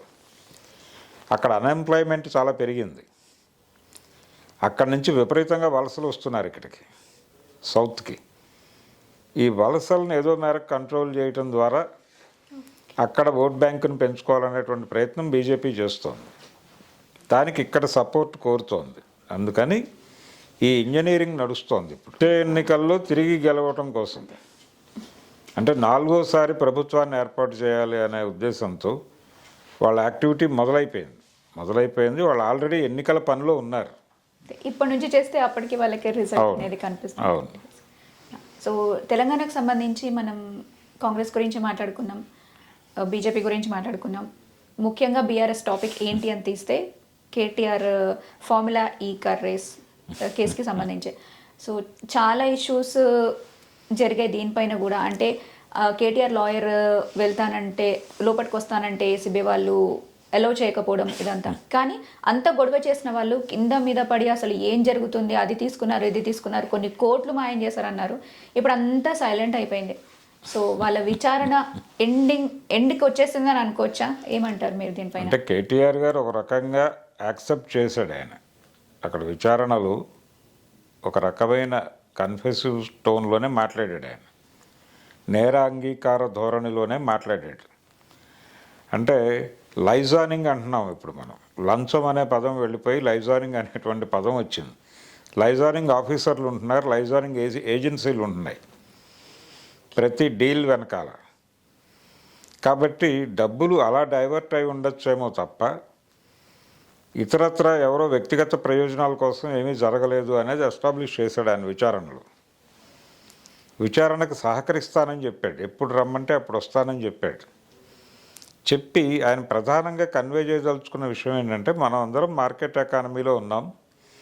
ఏ ప్రభుత్వం అయినా సరే పెట్టుబడులను ఆకట్టుకోవడానికి ఏదో ఒకటి చేయాలి, ఒక గేమ్ నడపాలి.